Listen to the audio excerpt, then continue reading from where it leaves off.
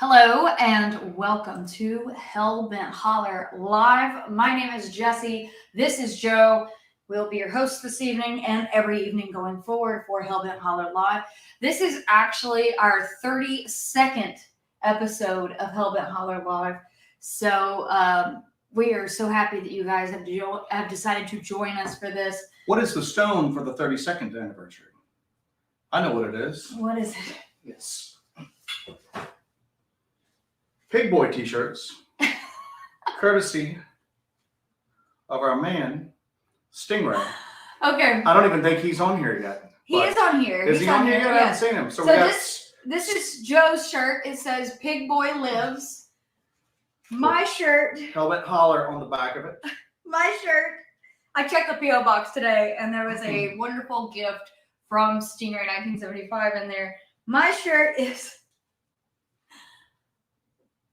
I'm with Pig Boy. So I'm with Pig Boy.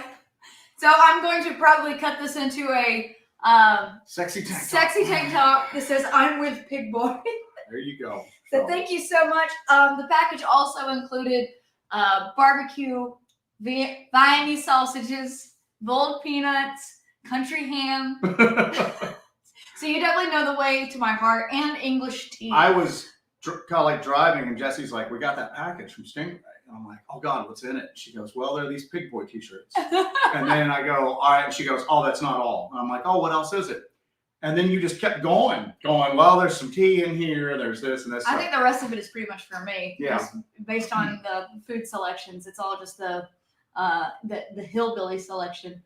So crazy stuff. I love it. So thank you so much. I want to say thank you for that. It was really cool of you to do. It was very nice of you to do. And I'm with Pig Boy t-shirt is gonna make an appearance pretty soon, I'd say. I'm gonna pull out my sewing machine, put it into a sexy little Pig Boy tank top. Sexy little. That's probably the first time in the English language Sexy those words little have been strung together into a sentence. I'm going to make a sexy little Pig Boy tank top. Well, you never know. So I just want to say thank you for that. That was really cool of you to do. We've got a lot to talk about today. Got a lot to talk about today. Yes, that was our wedding present. But we have a lot to talk about today. We got a whole roster of stuff, and I am sure that you guys have a lot you want to discuss as well, because there's just so much stuff going on in the world of paranormal, UAPs, cryptids, everything. So there's just so much stuff going on, especially in the world of UAPs and disclosures. So I know that is like the hot topic right now, so we're going to go over all of that. I don't know if you guys have seen it, but this past Saturday, we were out and about and we did a live investigation. We live streamed the whole thing from the evening all in through the night. It was about 2.5 hours of a live stream, I think it was. I know that a bunch of you guys joined us on there. So if you haven't had a chance to check that out, or if you weren't there during the live, make sure you go and check that out, because we're going to kind of discuss some of the things about that tonight. We're going to discuss that live stream. So if you can just follow along with the conversation and then go and check out that live stream. It was kind of interesting. And on an interesting note on that, and it might just be coincidence, but the homeowner's been suffering health issues. And we both got sick while we were there, and we've been sick like ever since. Like we've had nosebleeds. You'll hear our voices are a little hoarse. Might just be a coincidence. Who knows? But it was just a weird coincidence. So if we get a little coffee tonight on you, you'll know why, because neither one of us have really been too terribly healthy ever since we were out there. Yeah, and I told Joe today, I was like, it would be one thing if it was just one of us that was kind of feeling under the weather, but both of us are feeling under the weather. And I almost lost my voice completely upon waking this morning. So it's moving too fast. It's moving too fast. So we both have actually had kind of like been sick after we left there. We weren't sick before we got there. Nope. But after we left there, got home, went to bed, we've just both been kind of feeling real crappy and ran down. So do you want to jump into like that and what all we experienced? Do you want to like talk about some of the UAP stuff first? What do you think? Whatever you want to do, whatever you want to roll with first. Let's mix it up, shall we?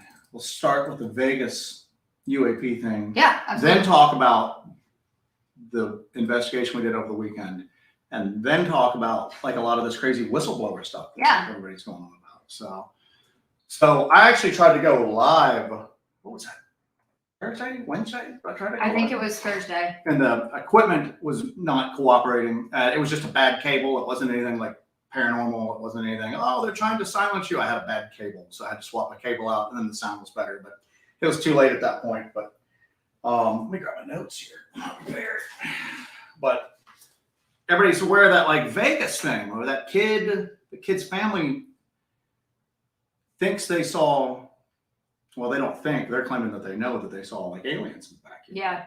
Yeah. So the timeline on all of this, for those of you who are living under a rock and you're not familiar with it yourselves, is Las Vegas PD is on a call and they're talking to a guy on the side of the road. They've got their body cams running.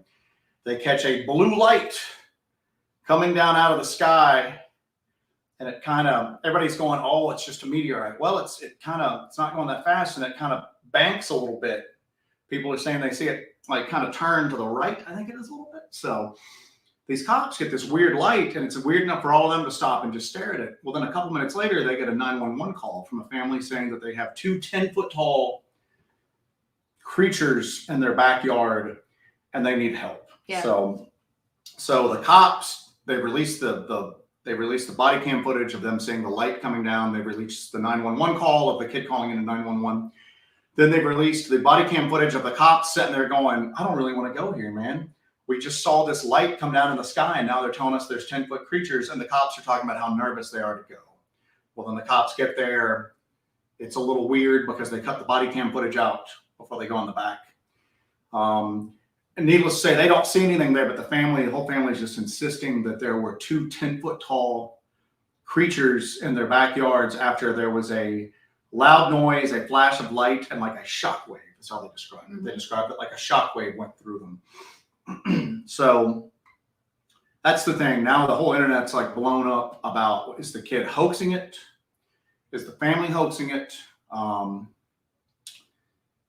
Apparently the kid about a year ago tried to do alien themed like NFTs, like tokens. Yeah, so that would be your first kind of like red flag that would pop up that this could be a hoax. But here's the deal. We're into aliens. And if we saw an alien tomorrow, does that mean just because we were previously into aliens? Nope. You know? Nope. But yeah, so that would be like a red flag to a lot of people. And you have a lot of people that are the great armchair skeptics of the world who will just dismiss everything based on that one thing. However, these kids did call 911. So if this is a hoax, they would have had to involve the Las Vegas PD in that. They would have had to have put together a really, really elaborate hoax just to do this. Misuse of the 911 system. And then how are we going to explain also the body cam footage of the light that was previously? People were going that it was just weird coincidence, that it was just a meteorite entering the atmosphere. However, if you go and look, and you know what, I could probably pull them up, but it's going to be too damn small. There have been reports of these very similar blue lights hovering over people's homes in Vegas that look damn near close to what. What's funny though about that whole thing is it's like blue lights. It's like a blue beam of light. Yeah, it's blue. Yeah, so. Tristan Myers says, I thought it was super interesting. The family said they could see where the UAP crashed, but it was like obscured, which reminded me of the Predator thing. So, yeah, well, that was one of the things, is that he said that it was blurry. It's blurry. English is not this kid's first language. People have been dogging him on for that. He did a better job of explaining himself in English than I would have done in Spanish. So I ain't throwing any stones in that direction. But he kept saying that it was blurry when he looked in towards the backyard where it was. And he did a couple of interviews with a smaller podcast whose name I forget. I'll have to put a link to it. But the interviewer kept going, was your vision blurry? Because of and he goes, no, my vision worked fine. I went to look in the front of the house. Everything's okay. Yeah. I look in the rear of the house. It's blurry. Every time I try to look at it, it's blurry. He even made a comment on this interview that hasn't gotten a lot of traction. He released a video himself that has gotten a lot of traction, but this original interview he did, he talks about how there's footsteps everywhere all around. Oops. Sorry, I was bringing up something. So the footsteps all around him, and he said you would try to look at the foot.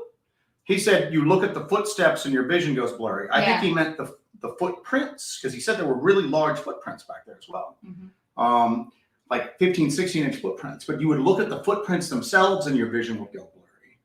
So does that mean it's standing there and you're looking at it, but you can't see it because it's blurry, but you can see the impression it's made on the ground? I don't know. But what's weird is, and so now it's there's a lot of weird stuff going on about it. James Fox, the director, he directed The Phenomenon and I Know What I Saw and 50 Years of UFOs or whatever. He originally came out and said, I think this is a hoax, just because this kid does not, everybody's going, where's the Photographic Evidence Act? When I'm going, I know that we live in like the age of like TikTok and Instagram and all of that, but they didn't immediately grab their phones to try to film it. They grabbed their phones to call 911 to ask somebody to come out because they needed help. Now, if I'm correct, he's released footage, hasn't he? Where people are saying they see like a big, tall creature with large eyes back there. Yeah. And I guess we'll get to that in a second. But James Fox, the director, started off saying, I think it's fake. And then he said that he reached out to his brother, who was a Las Vegas cop, and that the Las Vegas police were saying that the FBI was trying to quiet everybody up. They were trying to get body cam footage taken out, that they were trying to take personal photographs off of officers' personal phones, you know what I'm saying? Trying to like basically do it. Supposedly the following day, the police were seeing tons of black SUVs around that property that had government tags. And then he went back to basically saying, all right, I think there might be something here. And then he saw the kid's video that the kid released. And he basically went, after watching the kid tell the story, I don't believe him again. You know, I'm leaning towards this being a hoax because I don't find the kid believable. I guess because he's not paralyzed with fear on the floor, you know, a month after it happened, that he just doesn't believe him. Here's what I thought was weird, though. Okay, part of the story that came out was that there was a security camera in the back on a lot of this expensive equipment that's kept back there. So these calls started coming in a little after midnight. Okay. At about 11:57, 11:58 p.m., this security camera goes black, stops working. 12:02, 12:03 a.m., it comes back on, and there's apparently now a very large perfect circle in the ground there. Now, one of the things that people said that made them cry hoax is they were going, this is not an impact crater. It doesn't look like something landed here. Okay. Where I'm going at is this happened the night of April 30th into May 1st. You know what that means, right? Walpurgisnacht into May Day. You know what I'm saying? May Day's Eve into May Day. And if you look at European culture, they talk about how they would light bonfires on the night of April 30th to keep the witches and the demons and the fairies and everything like that away, because they would walk at midnight. So they would literally build these giant bonfires and then run their cattle between the bonfires to make sure that they were protected somehow from these like unearthly forces that would walk the earth on that night. Now there's even Walpurgisnacht is like Saint Walpurgis's night. There's a saint that was like considered protection against witchcraft and dark forces. And they used to believe that witches did a black mass at midnight on a mountain in Germany during Walpurgisnacht. So my thing is that nobody thinks this is weird that right around midnight on Walpurgisnacht into May Day, when all of this stuff traditionally is supposed to happen, this stuff happens. And there's no impact crater, there's a freaking circle, which has tons of like mystical and occult and folklore type associations. Just this perfect circle appears.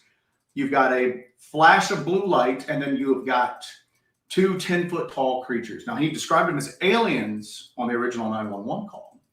But when he was talking to this interviewer, the interviewer went, what do you think they are? So if you had to hazard a guess, and he goes, they look demonic. I guess they were aliens, because what else could they be? But they looked demonic. So am I saying that demons came out in like Las Vegas on that night? No, but I'm saying that there's some cultural implications that nobody else has seemed to have talked about. Right. That that they are right. That's not an impact thing. It's just a perfect circle in the dirt, you know? It's just weird. The kid talked about how when he would look at them, he said you would look into their eyes and you would fall inside them. And basically that he was just mesmerized when he would look at them. He talked about how he heard it breathing in his head at one point, that it was breathing very hard and he heard it, but he heard it in his head. Lots of weird stuff about it, but. And with a lot of, with a lot of contact stories, you hear a lot about people having telepathy with these creatures, that these creatures can actually speak to them inside their minds. Yeah. But guess what? You also hear that with demonic stuff as well. Yeah. You know? And I guess that's the one thing that jumped out at me. And this case has been discussed ad nauseum right now. But that was the one thing that I didn't see anybody else talk about, because I guess everybody's so hardwired for UFOs right now. And obviously nobody knows what this phenomenon is, but there's some things in folklore and legend that tie in exactly with what happened in Las Vegas. Mm-hmm. And it is, as soon as I heard the time of night, I went, well, that's freaking weird. That's a weird question. That's a weird thing. And then as soon as I heard that kid describe them as demonic, mm-hmm. I went, that's even weirder. And then the pictures of the perfect circle came out, and I'm going, if we didn't know anything about UFOs, if we stripped away that whole like mythos, we would go, freaking demons appeared in like Las Vegas on the strike of midnight into May Day. So if you guys are familiar with our Dark Dive episode, the demonic hypothesis, we really go into this at the similarities between demonic contact and contact with extraterrestrials, that extraterrestrials could actually be one and the same as what we consider demons. We talked about Jack Parsons trying to bring on the new age of Horus, about Aleister Crowley trying to bring on the age of Horus, how he was in contact with a figure called Lamb that actually looked exactly like an extraterrestrial gray as we know them, or as they have been described to us. There's a lot of connections between the UAP phenomenon and the extraterrestrial phenomenon and this sort of occult symbolism and occult study and occult practice, and not just with Jack Parsons. Now think about what is one of the triggering events that is theorized to have caused these extraterrestrials or interdimensional beings. What is the triggering event that we think brought them to start coming here and start taking a look at us? Aleister Crowley's great working? The great working? No. What? When did all of these sightings really ramp up? When we started testing nuclear bombs. Oh yeah, exactly. Yeah. So like the atomic age. So the atomic age came about. You have Oppenheimer. He's creating the nuclear bomb. What did he name the test site? Trinity. Yeah. Now, why did he name that? I don't know. I think it's a reference to the Holy Trinity. Okay. There's a connection to religion, to the occult. There's just all these little hints and signals there that there's something there. And I think Oppenheimer knew that maybe he was opening a door. I still lean towards, especially after hearing the whistleblower testimony this week, I've always leaned towards some, if not a vast majority, if not all, of this weird phenomena is what we would consider like interdimensional. It comes from like another physical plane of reality, and it just kind of crosses over every once in a while. Yeah. So what I'm thinking is that maybe whatever these creatures are, for some reason, there's something that happened. And again, the calendar is a pretty malleable thing, but it's just odd. The timing was odd. The timing was so odd. And then the fact that he called them demonic, and the fact that there was a circle, and I start going, and people are going, well, where would the craft have landed? And I'm going, maybe there wasn't any. I'm not saying that all aliens are like demonic, but I'm just saying this case, there's a lot of coincidences, was pretty freaking weird. Especially James Boggs brings this up, and the witness's name, Angel. You can't make that up. So it's just that weird kind of stuff that I don't think that all of it is that case, but I do think that there are instances where creatures that our ancestors thought were demonic, that's how they termed them, have come over. And I believe that there's a little bit of blending that goes on between what we would consider the little green men and then the things from somewhere else. You know what I'm saying? And this, again, might just end up being a hoax, and it might have just been odd timing and all of that. But as soon as I heard that, I just went, good Lord, that's crazy. So basically the stroke of midnight from Walpurgis Night into May Day, these unearthly creatures showed up at this guy's house. Yeah. And then basically just disappeared shortly after that. So. Well, it's already June 12th, okay? So this happened from April 30th to May 1st. Mm-hmm. This whistleblower came out not even, a week ago? The The story came out on the debrief not even a week ago. So it's sort of got the Las Vegas story is really getting legs over the past week, I think, because of this whistleblower stuff. Everybody's eyes are all on this alien phenomenon. It's weird disclosure thing. But this occurred at the end of May, beginning of April. So it's not like they knew the whistleblower was coming out this past week. It was happening before that. Yeah, because a lot of people were going, oh, they're just trying to They're trying to piggyback on that, but the incident had already happened way over a month ago. Well, I think the thing too is that James Fox, some of the cops he was talking to, we were hoping that this story would get nationwide attention. Mm-hmm. That at least according to those sources, there was somewhat of a cover-up going on. Now, what's weird with it though is that it had legs, but it doesn't have legs anymore. It's pretty much, if you Google stories for it, all the stories are 2 and 3 days old. Yeah. It's already just kind of, so you talk about how, oh my Lord, if they came out and there was disclosure, it would change the world. But Well, the news cycle is just so ever changing. I think that it would just be, because right now, even if it's a hoax, because of the timing, it's a very good hoax. Okay. You would expect it to be in the public, eye a little bit more than it has, but just like everything else, it popped up, it was in the public eye for a little while. Now it's going away. The kid was going to do a part 2 to his video, and that's never come out. Mm-hmm. I know that George Knapp's news team was trying to talk to this kid. They spoke to him a couple times on the phone, but every time they went to the house, they wouldn't open the door.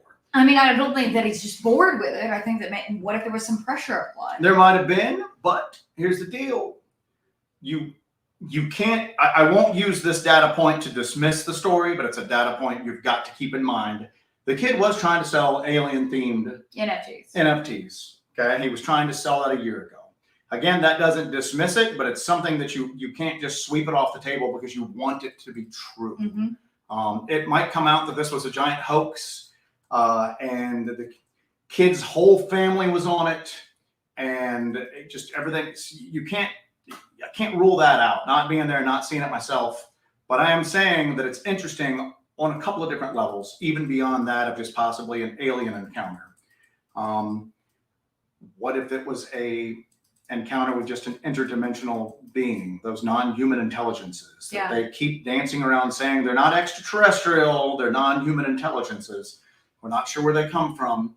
Well, I mean, flash of blue light, a circle appears, and you've got these 10-foot tall demons that are speaking to you in your head, on a time where, historically was held with a lot of dread almost because the forces that they thought walked the earth around midnight on those days. It's just, I don't know, a little something to kind of be aware of there. And that's what I was going to cover on that live stream that I tried to do and it failed miserably at. So, you know why? They were keeping you down. They were keeping me down. They came in and purposely damaged one of our cords. I've got some started there if you want to bring them up, but I'm kind of going through the chat. We're going to catch up with the chat right now and see what. Shelly Vidal, yeah, the 911 call is out there. You can hear the 911 call, and the kid's not screaming and he's not terrified. He sounds tense. We can actually play this part of the story if you wanted to. Can we do that? Can you pull up 911? In here. If you'll take a moment. I don't think you got it. Nope. No, you ain't got a it. news story. I thought it was on here. But yeah, the 911 call has been put out. So, and Sam Burton says the big red flag is the kid was not. I don't know. It sounded tense. He wasn't screaming or anything like that, but I don't know. I'm not completely sold on the kid. I think that maybe the timing was just oddly timed. Maybe the folklore association that I'm looking at is just, that's it. Oh, is that the phone call? Huh? I'm sorry. Yeah, go ahead. Okay, but it might be. So it might be. Yeah, I'm trying to see if I can find the video of the phone call here. So no one says, when I had my UFO episode, I wasn't scared. I was confused. My buddy, however, was closing to dropping Tootsie Rolls in his shoes. You have that. So the kid talked about how. Here we go. Yeah. We finished the Yeah. The kid talked about how when you looked into its eyes, you fell inside of it. And he goes, and again, I don't think the kid's probably that great at expressing himself in any language. Do you know what I'm saying? English not being his first language, he's doing the best he can. Mm-hmm. And he just goes, it was very much like sleep paralysis. So it might have just been that they were under the influence of something, or they hadn't quite shaken the influence of something. And that's why they weren't in pure panic mode. We talk about that Oz factor. Yeah. The Oz phenomenon. Completely just lose yourself. You're just looking at it going, well, that's really odd. And then later on, you're like, well, why did I not freak out? You know, that dino beaver story that we just trot out all the time from Skinwalker Ranch. Mm-hmm. They're standing there looking at a dinosaur-sized beaver, and they've got all this equipment. Not once do they think it's weird enough to pick up their equipment. And it wasn't until later that they're going, why didn't we freak out? Why didn't we film it? It's that Oz factor. You feel like you're in a dreamlike state almost. So maybe that was it, or maybe the kid's just a bad actor. I don't know. All right, we're gonna pull this up here. I'm gonna throw that up, and all right, we're still working on doing this here. All right, well, I'm gonna keep going while you're messing around. Yeah, go for it. Trying to figure out. Stingray's talking about how invisibility exists. The military has it. He knows how it works. Watch The Invisible Man, Universal 2020. Let's see. You got it? I was trying to make it work there. It won't Didn't come work? up for some reason. That's okay. Mysterious equipment issues. So, but anyway, we'll see. We'll see how it plays out. You know, let's go into the whistleblower. Let's just book You want to go on to that? Yeah, let's go on to that. So the This whistleblower. worked earlier. I was trying to get this Yeah. to share screen. I don't know. Every time we try to do something like this, something occurs with it. I don't know what it is. But yeah, we can move on to that. That's fine with me. Unless you can figure this out. So that's been kind of the real big story lately. That's what everybody is talking about. That's what everybody's David kind of Grush, is that his crazy name? about. Grush. So, yeah, he came out and they released his full interview, and it's like wild. It's like really wild. And I will say that one of the things that people were busting on him because they said that they thought that his body language was indicating deception. Okay. But then you watch it, he's just a kind of a spaz who's not very well socialized. You know what I'm saying? You know, he kind of comes alive when he starts talking about like technical issues, but then when he's asked a direct question that's doesn't have a very specific technical answer, he's just kind of goofy. He's just a goofy dude. All right. He's a goofy guy. But he came out and they kind of went over his entire like interview, and I have a better understanding of it because a lot of people are going, well, he's not talking about specifics. He's lying. And he went, I can't tell you about specifics. I told Congress and I told the Inspector General specifics. I told them the names of the programs, the defense contractors that were involved, and the names of the people that were involved. But that's all classified. I can't tell you all that. Right. They have cleared me to speak about what I have spoken about, but I can't really talk about classified information with you. And I think if he had direct knowledge of this or had photos or any of this material, that's why a lot of people are like, well, he is just getting this secondhand information. Well, he had photos. He can't release them. But he can't release them because they're classified. He has documents. He can't. This is the only way that we're actually going to get this information out to the American public is through this sort of third party route that is being taken, because people with direct knowledge and direct proof can't share that with the American people because it is classified. I don't think you'll ever see it get shared with the American population in general, but I think what's happened now is but this is at least going to start the conversation. Yeah. This is at least going to trigger an investigation. You're seeing it. I have a better understanding of what's going on right now, is that there's a power play behind the scenes. There are defense contractors and elements of the United States government and military that are trying to protect these secrets and basically just keep them. Mm-hmm. Okay. For whatever reason, maybe they have lofty goals like national security. All right. They know that there's spies in the U.S. government. They don't want this information getting out. Maybe it's for selfish reasons. Okay. Maybe they just like being the ones who have the biggest secret in the world. But before, their best armor was just ridicule. People thought the whole idea of the subject was ridiculous. So other people in the military and government weren't really pushing too hard because they didn't want to be seen as the crazy UFO person. Right. Well, now public opinion has shifted on this stuff. Now you can just talk about it openly and you're not that crazy UFO person anymore. And now they want a piece of the pie. They're going, why are these guys, you know, other defense contractors are going, why have we not had the opportunity to study this stuff? Other officials are going, are almost like offended that they've been like left out of the loop at this point. Well, And I think that's it. I think this human pettiness that, how dare you deny me my, due as a, member of Congress or as a high-ranking military official. That's what's going to be that cracks this. Not any sort of like altruism, not any sort of like for the betterment of man. It's going to be jealousy and pettiness. And they are going to go, what do you mean we're Congress? What do you mean you're not telling us? Now we're going to get to the bottom of it. And now you're going to see stuff happen. And they'll probably never release all of it, but they don't need to. They don't need to go, here's how it works. All they've got to do is just go, we got it. And just rest assured, we got the best and the brightest on it. Everything's okay. But just to admit it instead of these like lies that go on. And he's stated several times that he has spoken to and interacted with people that are generational employees of these programs. They're generational. So they are in the program. Whole adult lives. Their entire adult lives. And that's really part of the way that they can compartmentalize all of this information is if you have somebody who has been in this program, dedicated to this program all the time, that's all they've ever done. They can't really leave the program. What else are they going to do? Mm-hmm. Everything they do is classified. How are they going to get out of the program and, get another position? They basically can't. So you've got this person trapped in this program. They're generational. So they're the only ones in this program generally.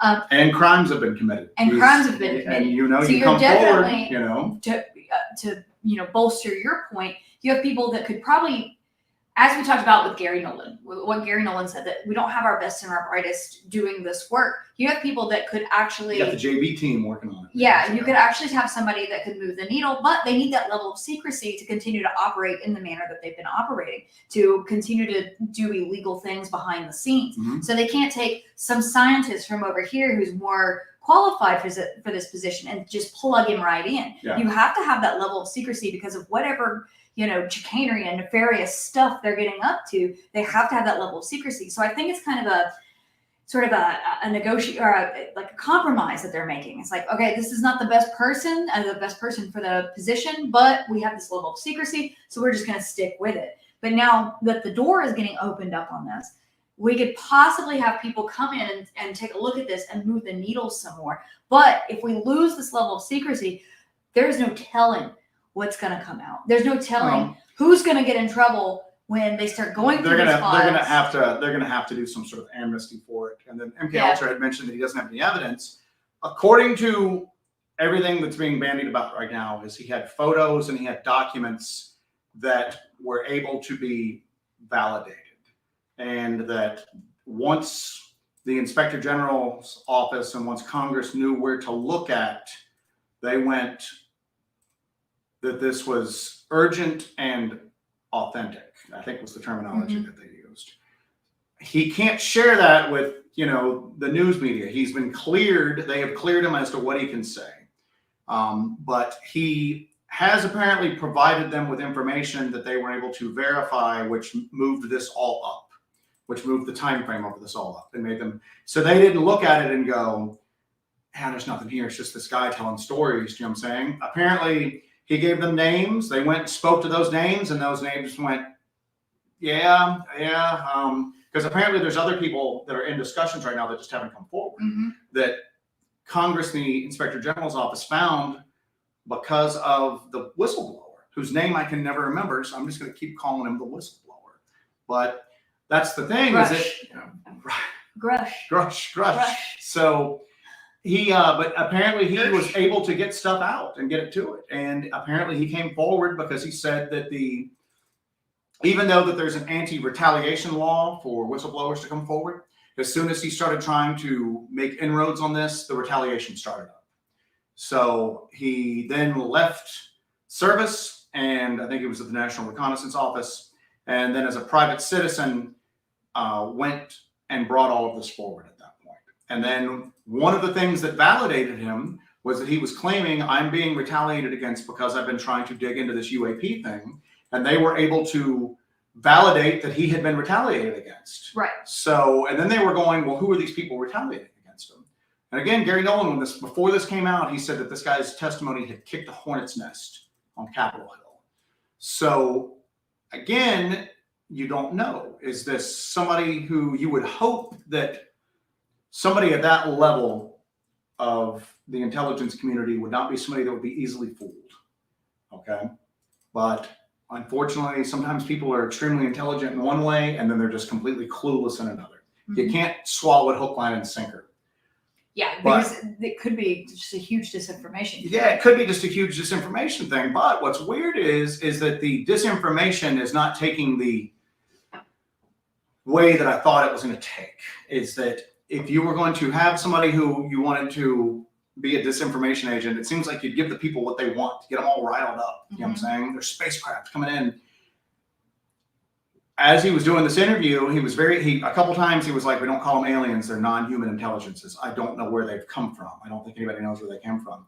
But then he goes on about how, just about the interdimensional aspects of it. Yeah. And that they come from another physical plane of reality and they're coming here. And and I'm going, well, he's pushing that interdimensional hypothesis. If you just talk to the man on the street, average American, they're going to tell you that UFOs are spaceships from like Mars or something like that. They're bought into that extraterrestrial thing. So it seems like if they were trying to misdirect the American public, they would keep it simpler. Yeah. They would just talk about aliens and spacecraft and coming from a different planet and all of that, because quite honestly, he's on there talking about the fifth dimension and, quantum physics and everything like that. And I'm just going, you're losing a lot of people here right now, So as a side note to the interdimensionality kind of thing, as a side note to that, Ralph Blumenthal, who originally did the story with Leslie Kean, on the debrief, they did an interview. Micah Hanks did an interview with both of them to kind of go over the article, their process and everything. There are components of this story that Grush told both of them through the course of them researching, interviewing, and doing this article. There are things that he told them that they could not put in the article because it was classified information.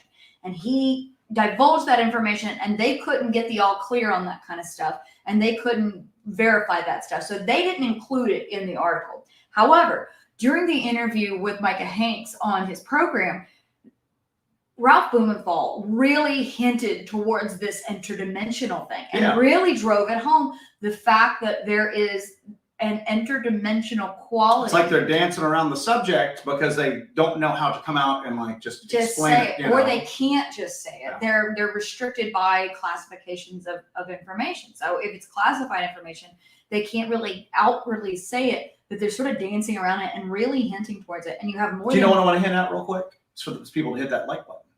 Yes. Anyway, go ahead. I'm sorry. That's okay. All right. Not today, Saban says. His responses are the hallmark of someone trying to go through what parts are of a law enough classification to divulge before Congress has carried out the whistleblower protections.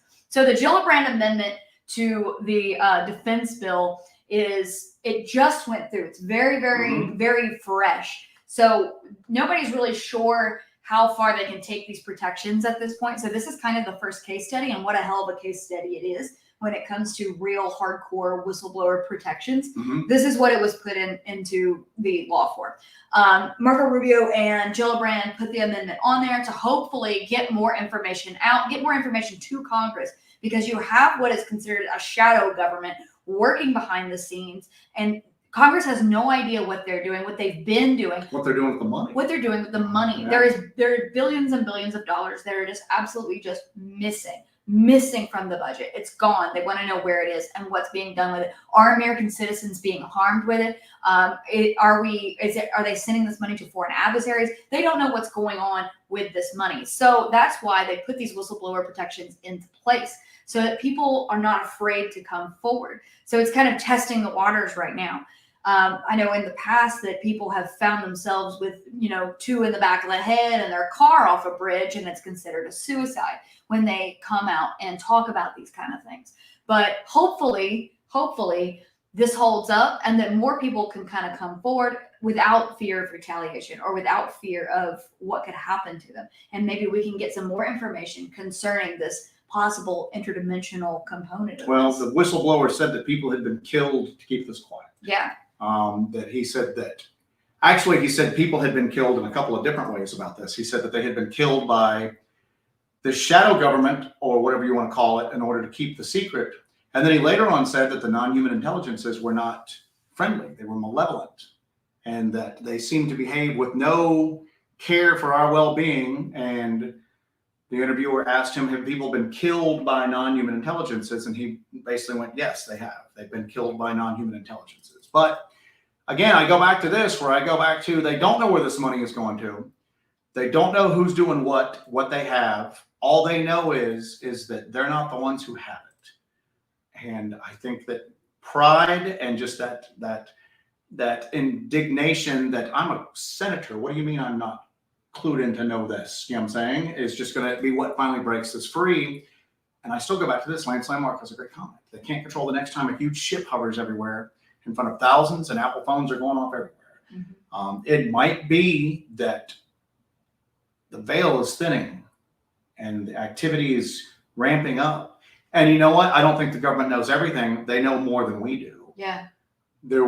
He insinuated that there had been communication on a limited basis between whatever these things are, this non-human intelligence, and at least the American government. Mm-hmm.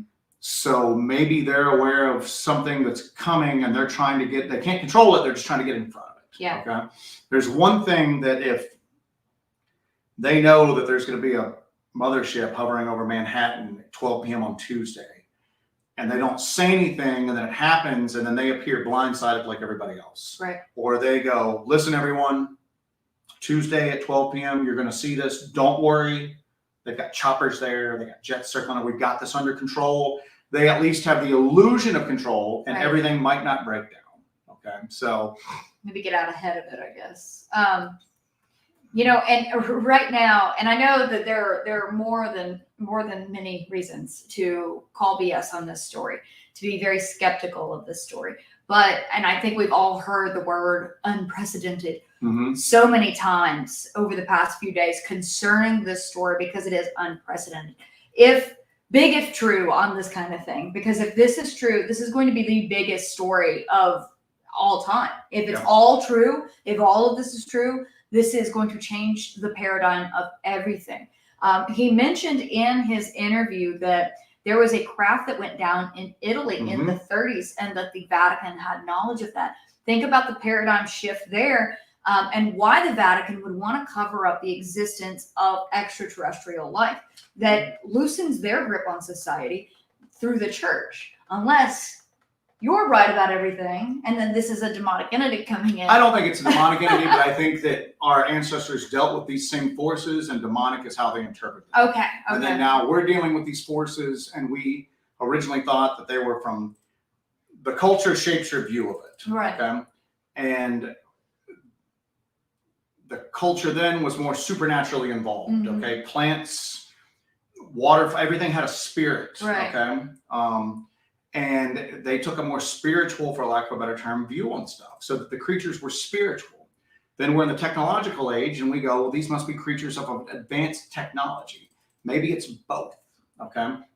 One of the interesting things he said he said that some of these craft had landed and then basically been abandoned, or that some of them had been taken down. And the interviewer asked him, shot down, and he went, there's methods, and that goes right along with that Tom DeLonge quote that I love. Where Tom DeLonge says that for, thousands of years we've been powerless, but now we've learned to put the boxing gloves on a little bit, and we're not winning the fight, but we can punch back occasionally land a good one. Again, it's one thing to have a starship that's on the other side of the Milky Way galaxy that you build. You're able to travel faster than the speed of light. You're able to keep your crew alive, everything, all of the stuff that entails Star Trek stuff. Right. Okay. Even those ships might crash every once in a while. You know what I'm saying? So, mistakes happen. We're pretty advanced, and we crash stuff all the time, on a smaller level. But what if it's to me at least, that interdimensional aspect of it drops the need for heightened technology a great deal. Okay. Who knows? This might be a race that's just slightly more advanced than we are, that found leftover technology from a previous race to that. You know what I'm saying? And they can use it, but they can't replicate it. So maybe 10,000 years ago, they were 12,000 years more advanced than we are. And then, but we've narrowed that curve down every year. So now maybe they're just 500 years more advanced than we are. And maybe in 10 years, they'll be 300 years more advanced than we I are. still think there's the concern, though, that if you have the human race encountering a more advanced civilization or a race, that it's not going to work out well for us. Because in what scenario have you ever seen where a more advanced society contacts a less advanced society and it works out for the less advanced society? Mars Attacks, Independence Day, all of that. I mean, you don't. I don't think those count. Why don't they count? Again, you might have a species. You might what about people finding an uncontacted tribe in the Amazon and then showing up and just destroying maybe them? They literally have been observing us for a while because they can't quite figure us out. Maybe they lack the again, maybe they found again, we're going off on freaking left field, but Okay. maybe they are scavengers of a previous race's technology. And that's how they're able to get here. And they don't innovate like we do. Okay. You know what I'm saying? And maybe they have a much more, just a different thought process, and they can't decipher the randomness in our culture, okay, or all of our cultures. Maybe they come from a planet that has a very monolithic culture, and everybody, and then you come to Earth, and it's thousands of like little tribes, basically. You know what I'm saying? Maybe they can't comprehend that. Maybe they are far in advance of us with transportation technology and certain techs, but they are far behind us as far as like weaponry goes. You know what I'm saying? Maybe just you're dealing with an alien species, whether it's from another planet or another dimension. And maybe they go, we figured out one weapon. It works really well. Why does this race, why do they have everything from like pocket knives up to like nuclear bombs? They're baffled by it. You have to look at it through a human lens because that's the only lens we have. But I think that if disclosure happens, it's going to be something that nobody has thought of yet that explains a lot of this. Yeah. But I mean, it could be the fact that they had a vulnerability that they never thought that would be exploited, and they got here and were exploiting it. And they're slow to react to it. Maybe they don't care that an occasional drone goes down. There's a Russian novel called Roadside Picnic, which is really interesting. One day, all across the planet, for no reason at all, basically everything shuts down and everybody's blocked from these sections. And basically what's happened is aliens have landed, teleported in, whatever. They're there for like 2 days and then they leave. And then humans will go into these zones where these aliens were, and they'll find just basically like magic technology. But to them, it was just stuff they just cast off that they just didn't care anything about. You might find something that's a perpetual energy machine, but to them, it's the equivalent of like a yo-yo with a broken string. They just didn't care enough about it. So maybe some of these things that are crashing, they're crashing because they don't really care whether they're crashing or not. So. Speaking of the crashes, another interesting thing that popped up. Keep going, I gotta do something real quick. So. Okay, concerning the crashes, something that was really striking to me is they were talking about the people that were working with all of this. What is it doing? Speak and see if I can hear you better now. Can you hear us better? Can you hear us better? Hang on, I gotta go to the bottom of the dang thing.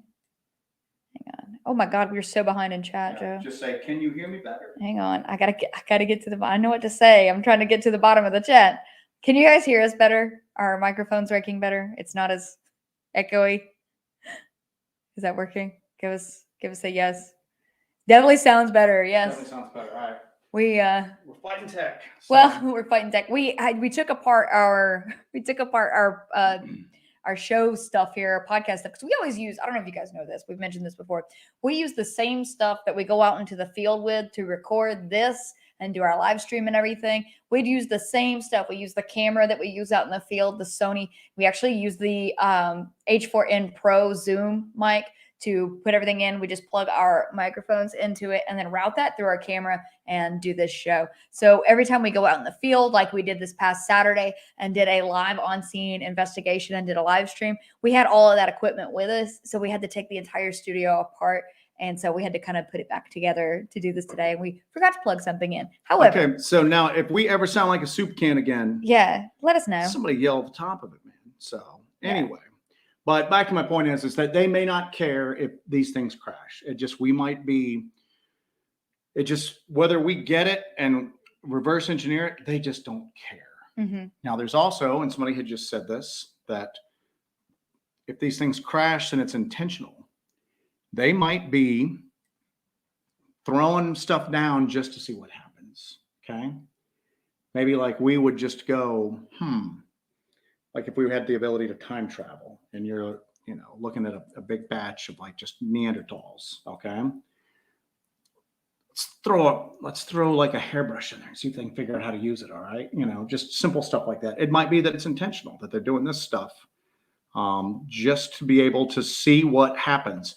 Maybe it's a test to see if can they figure it out? Have they advanced enough yet to figure this out? So I was going to say about the crashes, one interesting thing that really struck me is that he mentioned that people that were working with the crash material and, investigating all of this, that they started to experience ill health effects. This goes right in line with what Gary Nolan said. I know we need to have like a Gary Nolan like bell that we ring every time we mention his name. But he mentioned that when he was at that SALT conference that he had been called in to actually study ill health effects that were caused by materials acquired from crash sites. So now we've got another guy kind of backing that story up. So you've got everybody kind of backing each other up on these stories. And we know that Gary Nolan knew about this whistleblower before. Yeah, he was the one who said it was like kicking a hornet's nest. So we know that he knew about that. But Gary Nolan was brought in to kind of check out these people and kind of study what's happening with them. So I thought that was pretty interesting and a really interesting connection there, that whatever this is obviously very hazardous to humans. Like just the raw material, the crash material. Just the essence of it might be toxic to us. And I don't know if it's, and they don't know if it's, they would know right off if it was like a radiation sickness or if it was just there radiation. Might be some sort of dark energy that's outside of the electromagnetic spectrum. Yeah. Because that's why we take a bunch of like weird tech with us. We take pretty much any sort of like sensor tech that we can get our hands on right now. Spectrum analyzers, Geiger counters, EMF detectors, tri-field, the infrasound detection. We're looking at getting some sort of like static detector will be our next thing to get. But anything to see if we can like try to pick up some sort of disturbance, some sort of emission, basically. But there might be things that are being emitted that are not measurable by our current level of technology, or maybe at least not by two schlubs like us. You know what I'm saying? Maybe there's tech out there that the government has and they're aware of that they can test for it. But it seems like just the very presence of these entities causes ill health effects. Yeah. So what do you get there at that point? Let's just play devil's advocate. They're so advanced, yet they can't shield that. They can't tap that down.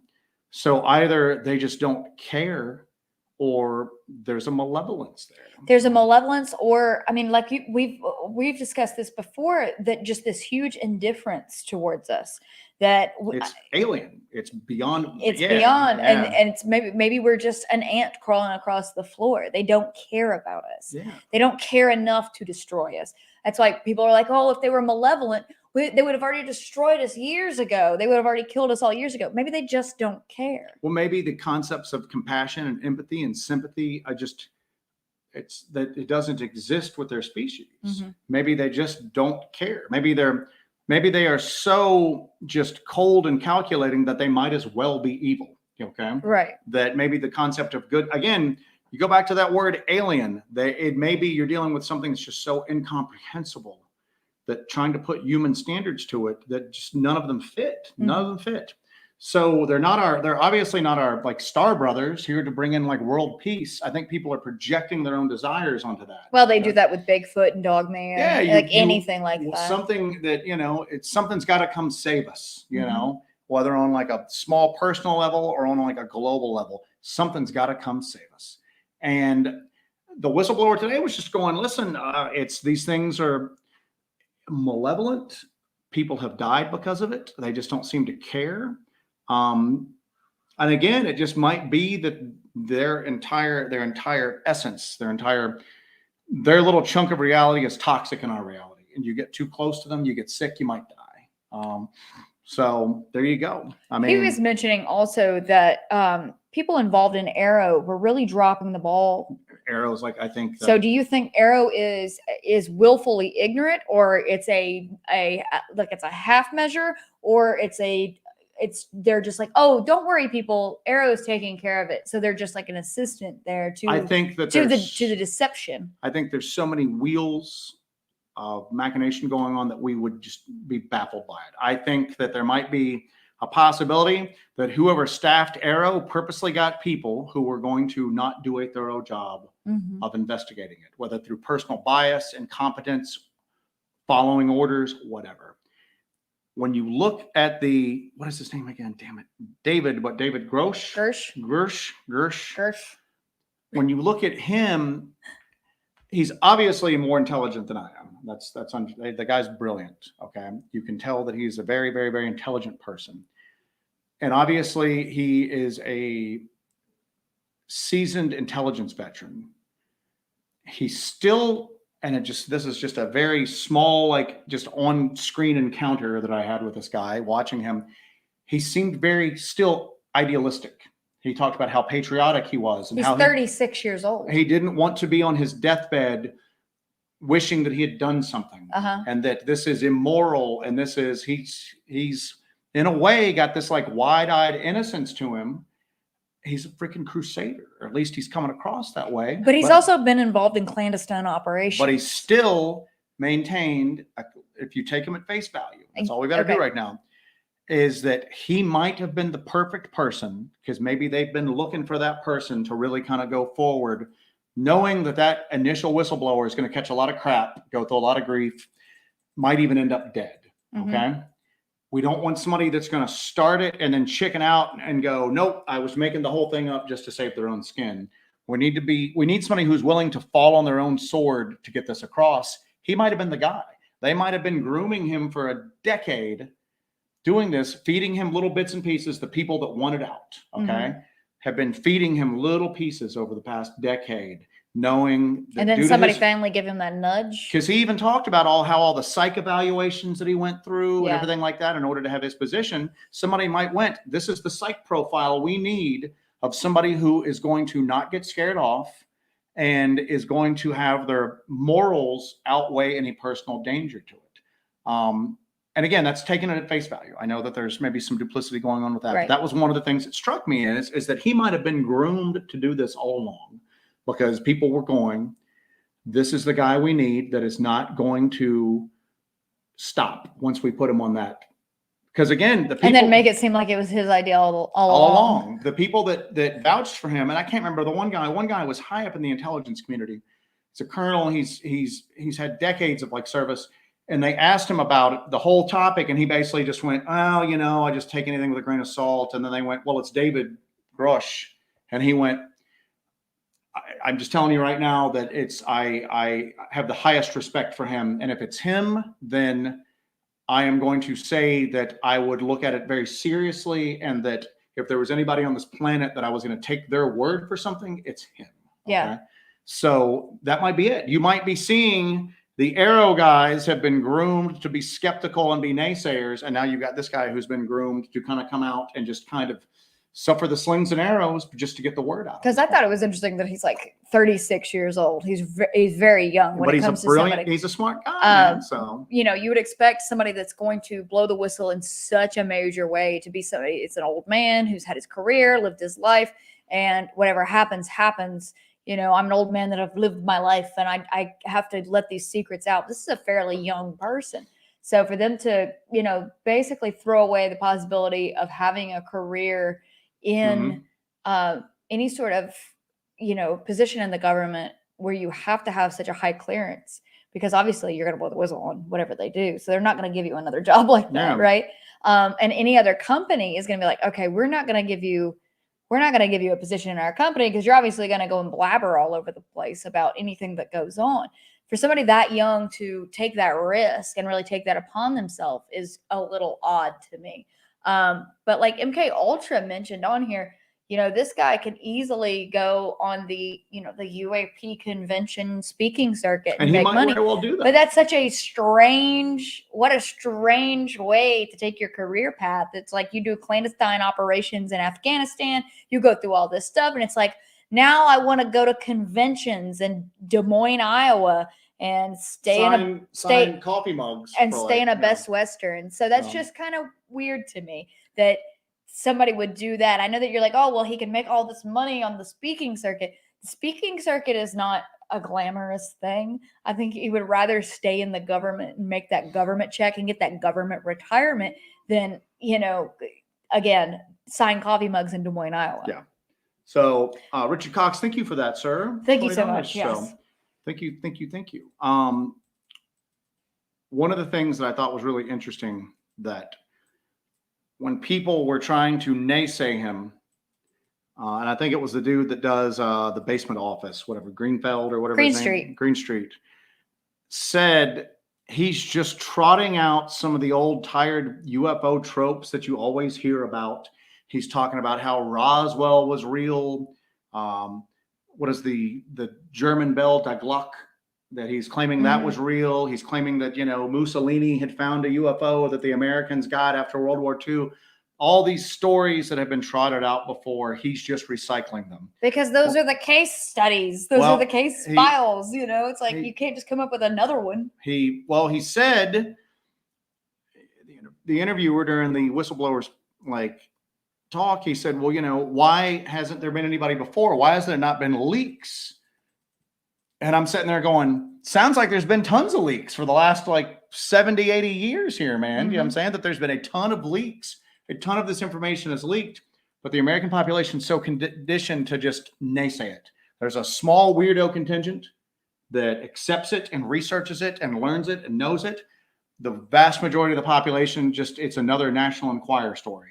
But I'm listening to it going, they haven't had to worry about secrecy per se. They've just had to worry about vilifying the people that told the story. Yeah. And that is a hell of a lot easier to do than trying to keep things top secret to begin with. I think when Green Street was talking about this particular whistleblower, he went ahead and prefaced it by saying that he is a real estate agent now, as if that's some way to discount anything he's done. Make a living. But he's always just a real estate agent. Green Street also writes for a tabloid, so let's get that straight.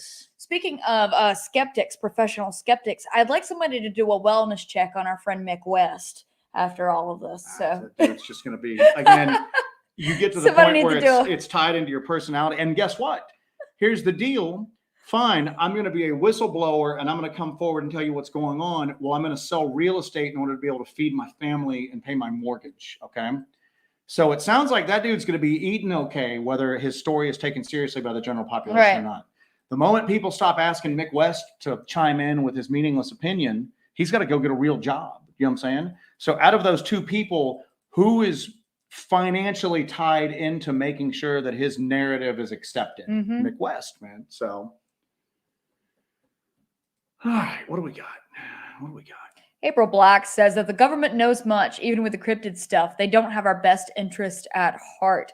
I think it's partially that it's just a control thing. I think I think that they also don't know how to deal with a lot of stuff. But I think the fear of people losing their minds about these revelations, I think the fear of worrying about the public going nuts is a lot worse than the reality of people going nuts, because this story is everywhere. And the only people really talking about the story when it comes to disclosure and aliens are real. Okay, we're hearing this right now. Most of the public is just so nonchalant about it and going, oh gosh, here's this alien crap again. First off, Deborah Stewart, you are a rock star. Whatever we want or need, actually that's going towards we have a Deborah Stewart, the real MVP. Yes, that is amazing. Thank you. Yeah, because we've got something that we've got in the works right now to bring out and use. So I don't really want to talk about it because I just kind of want to unveil it. But thank you. That's going to go. We'll be getting that a week earlier then. Yes, we will. And that'll give me a week earlier to kind of mess with it. But thank you for that, Deborah Stewart. Where was I at? That act of generosity struck me momentarily speechless. I was talking about that. I think they thought that the reaction of the general public. I know where I was going to with it. Is at the end of the day, I want everybody here to know the net result of this. It's a good thing. Yes. Because maybe their ultimate plan is to let all of this interest build. It's real. And then all of a sudden they pull the rug out. and they go, no, it's actually not real. You've all been duped. It's all fake. There's no aliens. There's no weirdness. It's this government program, but now we have to bring it out. Go back to your huts, peasants. But here's the deal is that everybody, that distrust cuts both ways. Mm-hmm. All they've done now is they've made more people aware that there's weird stuff out there. And they have made more people aware of that you really can't look at us tonight going, there's wheels within wheels turning. You can't trust anything. So all that's done is that it has made us people who maybe were living under rocks aware of the fact that there's stuff going on that the general population doesn't know about. And it's opened the entire world up to the fact that maybe the universe, our reality is a lot weirder than what they thought it was. And then if you, like we always talk about that Overton window, it's moving that Overton window, Now maybe there's people who are standing around water coolers in the morning for those who aren't working at home, but and now they're not just scoffing at like UFO stories. Maybe now they're listening and they're actually listening in and taking to what it is. Or now they feel more like we talk about this all the time. Maybe they feel more comfortable talking about their experiences, something they saw one time, but something they saw while they were out fishing one time, skid across the sky, and they couldn't explain it, but they've always been so apprehensive to talk about it. And now everybody that they know is actually talking about these things. They're like, you know what? Maybe I can talk about this because I'm not alone in this. I have experienced this. Deborah Stewart, I want to thank you one more time. Yes, thank you. One more time. Thank you so much for that. We do appreciate that so much. That is going into an upgraded spectrum analyzer, which will be going into a greater piece of equipment that we are trying to use. You know what's cool is that is What the Flock on here tonight? I haven't seen What the Flock on. I was trading a few messages back with him, and he had asked a good question. He's like, what are you guys going to do if one day everything is like, they come out with everything and they're just like, here's what's up, guys. It's all real. UFOs, aliens, the Fae, Bigfoot, Dogman, the paranormal, Loch Ness Monster, the Bermuda Triangle. It's all real. Okay. And we've had these government teams that have been, and this is what they've learned, and this and this and this. He goes, there won't be a place for people like you and me anymore, kind of the citizen researcher, and I just went, no, not at all. I said, I think there will be. I think we stopped here. Let's make sure we're still functioning. I'm going to go to the bottom. Are we still here? Guys, let us know if you can see us. It looks like it froze up. Let us know if you can see us. He's going to pull it up because I think on my monitor over here, is it out? It's out. They knew. Do you think that's fishy? Do you want to log onto my phone here real quick? Just go into Joe. It's not our internet. They're saying they can hear us. All good here. All good here. All good here. Okay. I don't know what I don't know what the deal is here. Are you I think we're back. Well, that was jumping. All right, make sure they can see and hear you okay. Can you see and hear me? Can see and hear me? You just crashed. I think you just crashed over here. Okay. Okay. What's going on tonight? I don't know. Hitchhiker. Perfect. I just clicked back on. Everything clicked back on. Is everything working? Yep. Okay, sorry. I just saw it freeze up on the monitor over here, and I'm like, okay, are we done? Okay, all right. They're taking us out. They're taking us out. Gosh, like we're that important. You did mention the hitchhiker effect. I would not put that past. Well, what was that is that somebody had gone like, what would people like you do? And I'm just going, we'd still keep doing what we're doing, because what you would have is you would have some government funded groups, some university funded groups, maybe some large private funded groups doing it. But that doesn't mean that there wouldn't be a place for people like us still.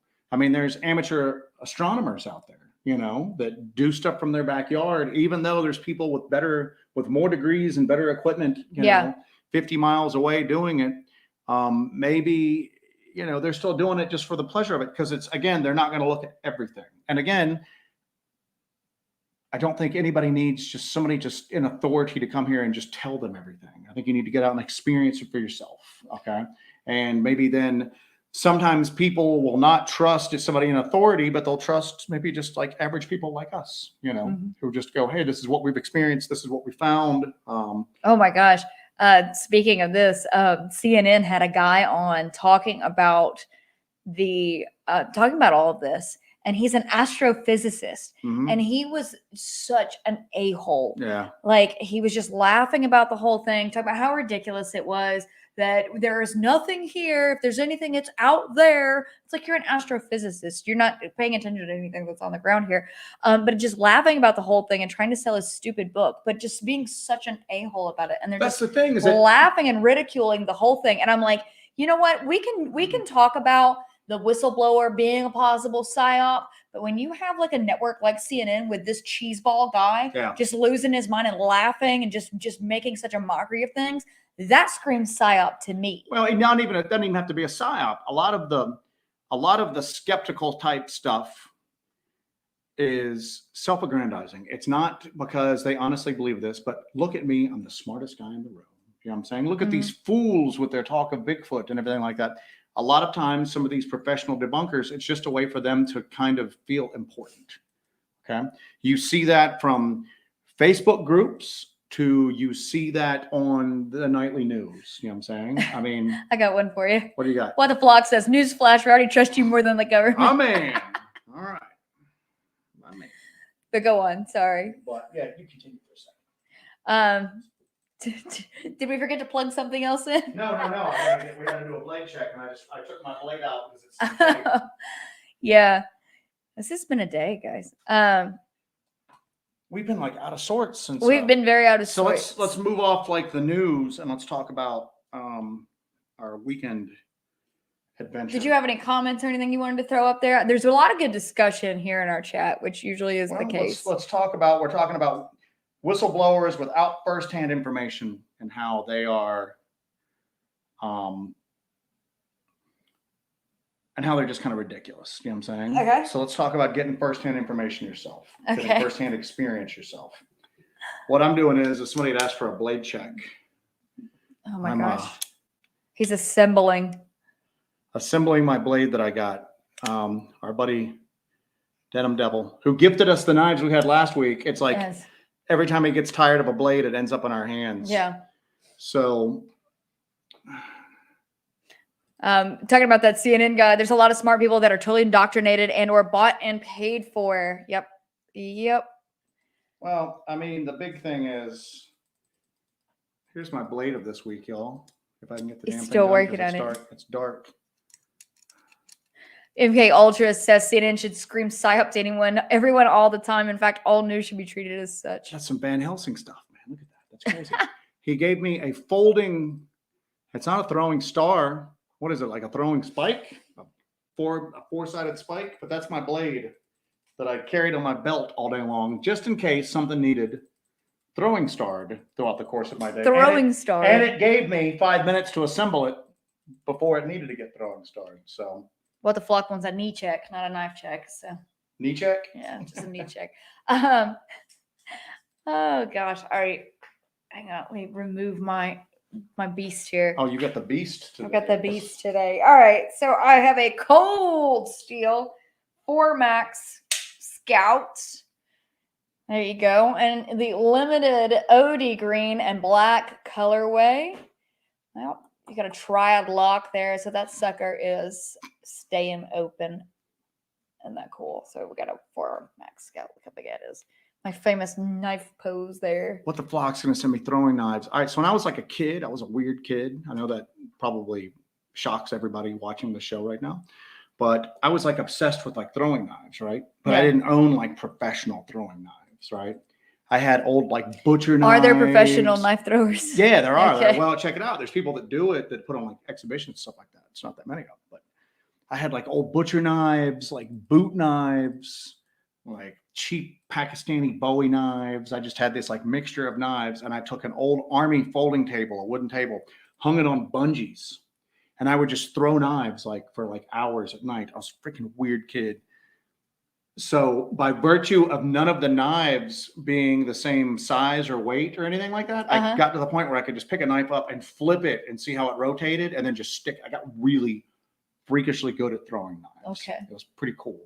but I haven't thrown them I could throw like screwdrivers. I could do all sorts of stuff. We ought to when the rest put of a knife throwing range in the back of the house here. Yeah. So, That'd be but cool. I was like, I was like not because of like any innate like talent for it, but just because like I would just do it for hours. I was fascinated with it. So I would listen to Judas Priest, The Sentinel, like over and over and over again, and just throw knives in my basement. So, all right. So, Lady will love that click, Jesse. Nice. That's that triad lock. That is the good stuff when it comes to cold steel. So all right. So let's hop into. I'm cruising through some of the Richard chat. Talks had a good thing here about it's easier to be the smartest man in the room than the wisest. Yeah, it's there's a lot of what are we doing? Light checks. But yeah, it's here's the deal. It's building to something. I don't know. I will say that a lot of what the whistleblower is saying matches up with our own personal theories. Our own personal theories are based upon some of the fleeting weirdness that we've experienced. Mm-hmm. But at the same token, we also have to realize that we come into this with a certain amount of bias. Yeah. Okay. He's not telling the majority of the American public what they want to hear, but he's telling us what we want to hear, basically, because we've always kind of fallen on that interdimensional kind of like thing with almost all of this stuff. Yeah. So that's the other thing too, is I'm trying not to get too enthusiastic. I'm trying to try to stay as clinical as possible. Yeah. But it's hard to do. Like some of the stuff he said was wild, man. I mean, it was a weird, wild like interview. And I guess what's going to happen is I don't think anybody knows what's going to happen next. No, but what's cool about it all is it's all showing up on more mainstream outlets. Yeah. That more mainstream outlets are picking up the story. They're talking about it. So it's getting into the general conversation a lot more. People in my everyday life are asking me about this stuff because they know I'm into weird stuff. So they're going to ask me more about it. Now, if you take the route of believing in the possibility of like this being part of a tulpa, then the whole mega subconscious is all thinking about this right now. This might be just feeding into it. Excuse me. This might just be feeding into it and giving it more power to either manifest or gain power to do something. I don't know. Maybe you have something that is at its core, it's energy, just energy. Let's just use that very blanket term for it. It's energy. And like you said, thoughts, as the public opinion starts to, more people are thinking about it and talking about it. Maybe they're putting out some sort of, whether you want to call it psychic energy, whatever. And it strengthens it to a certain extent. Yeah. Maybe, just maybe, these entities are at the root of it behind this disclosure itself, because they want more people to be aware of them. They want more people to talk about them because it strengthens them in this reality. So there's that. But again, I think you get to the point here, none of us know what's going on. No, not at all. Talking about knives right now while I choke to death. Yeah, we've been like sick since like Saturday night. You want to go into like Saturday night? Yeah, we can go into Saturday a little bit. night. We're not going to mention the gentleman's name. We're not going to mention where he's at. But the guy whose property you saw us at on Saturday, we have been talking to for a while. We would have already been out there, but he got in touch with us just as we started our move. So we really couldn't do anything. And he's claiming a wide range of activity going on around his house, and it's wild. He's seeing black triangles going through the trees, not big ones, not the huge ones like are, a lot of tied into a lot of UAP reports. And he sent us several photos of everything that he has described. And you can actually see in a lot of the photos, some very weird shapes, some very angular, like literally black triangles up in the air above his home. But it's in the trees. So there's tree branches there. So you could go, it's just the tree branches, and it's just they so happen to look like a triangle, but he had like several of them. And I'm going, man, that's like weird artifacts to be taken at different places and different times. And he's saying he's seeing these black triangles.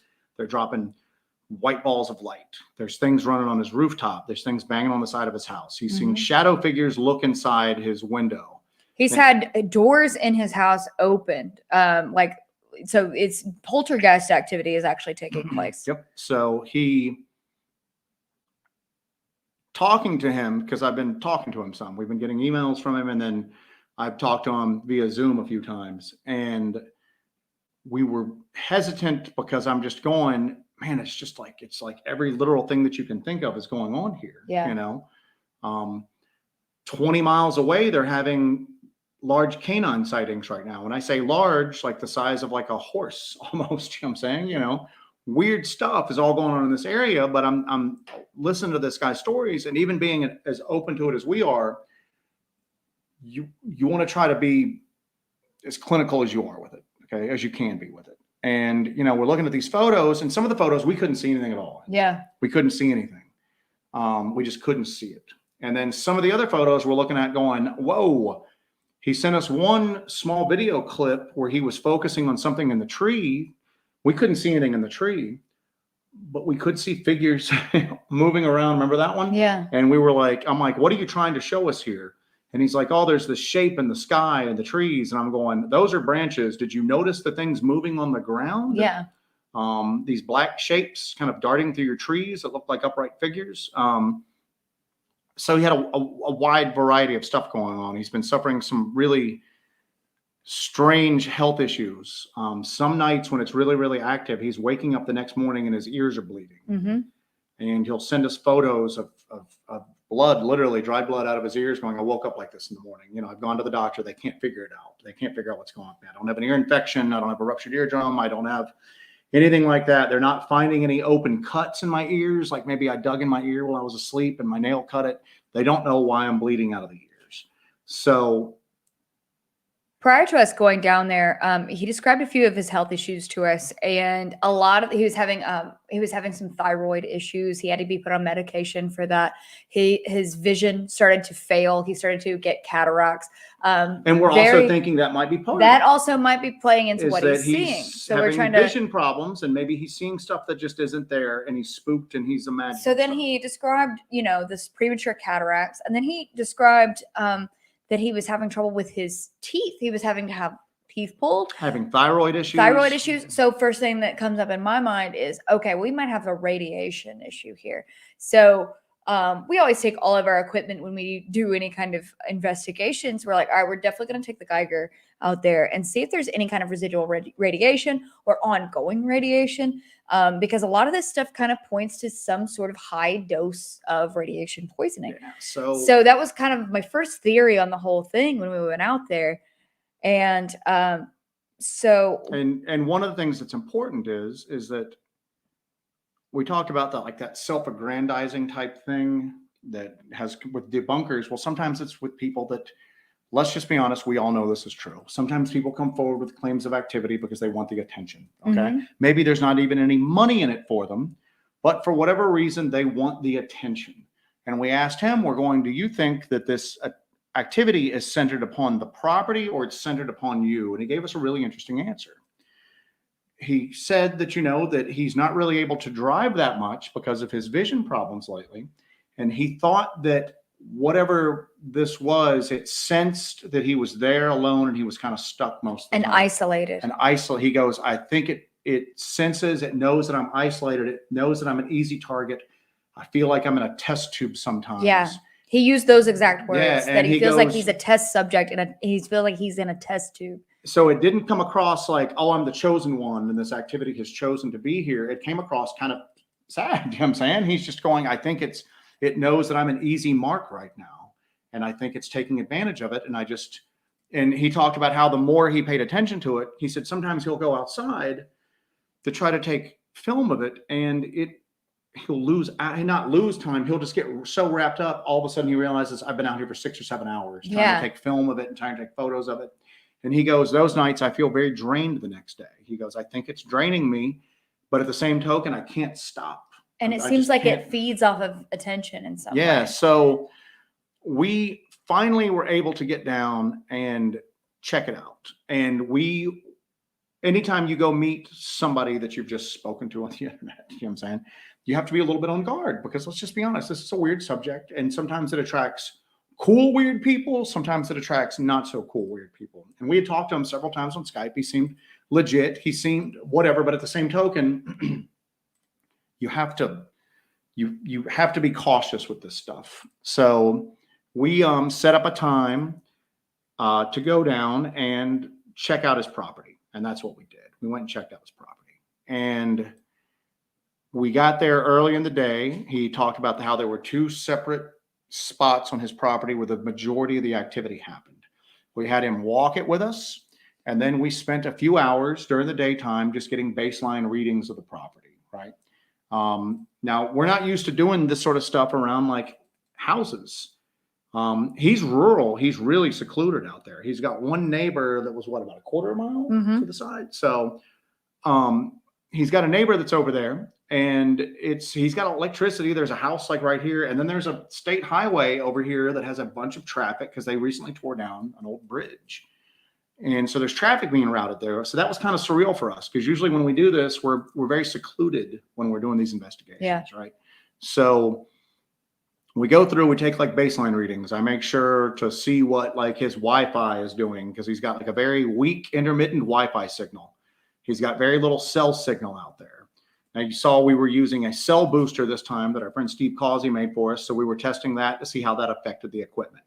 And I actually got a good little video of that I might put up on our channel just as a short so you guys can kind of see the setup on that. Yeah. So Jones State Farm asked a good question. That was not the person seeing figures wearing animal skull-like masks. Right. It's a whole nother level of weirdness. So we do baseline readings for a while. And what we find during the day is that EMF, when you move a little away from his house, we're not picking up anything on like either the EMF or the tri-fields. Nothing at all. Even with the cell booster going on, we weren't picking anything up on it. With the spectrum analyzers, there was a noticeable 1 frequency signal coming from the cell booster that was very easily identified. And I think I even mentioned that on there, right? Don't pay attention to this because that's the cell booster. But in these 2 spots that he pointed out, we found heightened levels of radiation, not in a dangerous level, but 3 or 4 times baseline for the rest of the property. In the 2 exact spots, he told us that he has the most sightings at. We didn't get anything on either one of those on the EMF or the tri-field, but we were getting weird RF signals on the spectrum analyzer right through those 2 spots. Yeah. So we go through, we check all of that, and we go through 3 times, I think it was total, just checking, just to see if there's any variation. And all that stayed pretty static, pretty like constant. And then we go through, we function check all of our equipment. We do all of that jazz. The goal was we had a tablet with us, is that we were going to hook the tablet up to our night vision and our thermals to be able to show on screen what we were seeing out there. Because after the Brown Mountain Lights holding the eyepiece up attempted to it. live stream, we did live stream it, but I was trying to hold the eyepiece up so you guys could see what we were seeing during the Brown Mountain Lights investigation live stream. But it was so difficult to hold that and position that correctly with my phone. So the plan was to pull out the tablet, connect it to the thermal and the full color night vision, and actually hold it up and let you guys kind of see it on the tablet and have like a clear view of what we're seeing through those cameras. And it just, everything was functioning. Everything worked great. It actually functioned at the beginning of the live stream because I held it up. We started live streaming before it got dark. He said, and he told us, he goes, listen, all the activity happens right before you get dark. And then that's when it all kicks in. And lo and behold, everything kicked in right around dark. We were able to make connections with that equipment and everything was able to do that. But then as the sun started to set, everything just went like haywire on us. And when I say everything went haywire on us, this was something that we've never really experienced before. We've experienced general equipment malfunctions before. We've experienced power drain, right? Yeah. We've experienced interference with the equipment, like video, where the video gets like blocky. We've experienced static, unexplained static on the audio recorders. What we experienced there is that anything that had any sort of connectivity to it malfunctioned. So a camera in and of itself would work fine. No battery drain, no nothing. Everything worked okay. If you tried to access that camera on your phone, the connection, it couldn't make the connection. And that started right as the sun started to set. the equipment that was able to read particular frequencies sometimes went haywire. Okay. I'll be honest with you. I thought we were going to come home and like our tri-field was going to be fried, you know? Just by the way, it was pulsing. It was pulsating like that. And at first I was like, okay, so the battery just completely just drained to nothing. And at first I was like, three times was it? Three times. And I thought this was really crazy. I was like, maybe this is something that happens when the battery is dying. Like, you know, like if the battery's dying and it starts to do this kind of go haywire thing. We put a brand new battery in it and it did it again. Like it didn't do it for a bit. And then it started pulsating like that again with a completely full battery. So, I mean, I had to borrow a battery from the property owner, you know what I'm saying? Which hurts my pride, man, because I pride myself in being overly prepared for this stuff generally. There's a lot of time and effort that goes into this. I had to break into I've got a little waterproof plastic tin in our general equipment case that's just it's just for spare batteries. It's for like emergency use. I had to break into that, and then I had to borrow a battery from him. Yeah. But I thought it would be fried when we got home. So anyway, it's weird because there's such a wide variety of stuff. You're hearing this and we're open to this stuff, obviously. And I'm going, this is an insane amount of like activity going on in like one property, like one person seeing it. And before I got there, I'm thinking, well, he's right next to a road. Why are there not like reports from the road? He's really, you can hear it, but you can't see it when you're there. You're cut off. And then behind his house, there's a gas line, like a pipeline type thing. That's a cut through the woods, but then there's miles of woods back there before you get anything else. And that's where he's seeing everything from. So April Black had asked, we know anything about the history on that property? We do. And this is where it's so weird because, and this is why we struggled with believing him, because the house was built from wood and parts of another, like a hotel that had been torn down. It's an old house. And there had been some weird deaths and everything like that. But he's just throwing this out as an aside because I'm asking these questions. Have there been any deaths on the property? I don't know. I've been here for 20 years, 30 years, whatever it was. But there were some deaths in the house before. And I'm like, okay, like on the property or in the house? Well, the house used to be in a different location. What do you mean by that? This house was built from parts from a hotel where there were a few deaths at. Yeah. Okay. And then he tells us about all the construction going on down the road where they tore the bridge down. You know as well as I do that renovations in a home, construction in a weird land will sometimes stir up stuff. So that area, there are a couple of regional oddities that go on in that area that we are going to be spending a lot of time investigating, because that's not the only spot that has weird stuff going on in this greater area down through there. Within about a 20-mile radius or so, there's a lot of weird stuff going on. And we'll kind of follow up with April Black here. Was the property on native burial ground, or was there ever a nuke power plant nearby?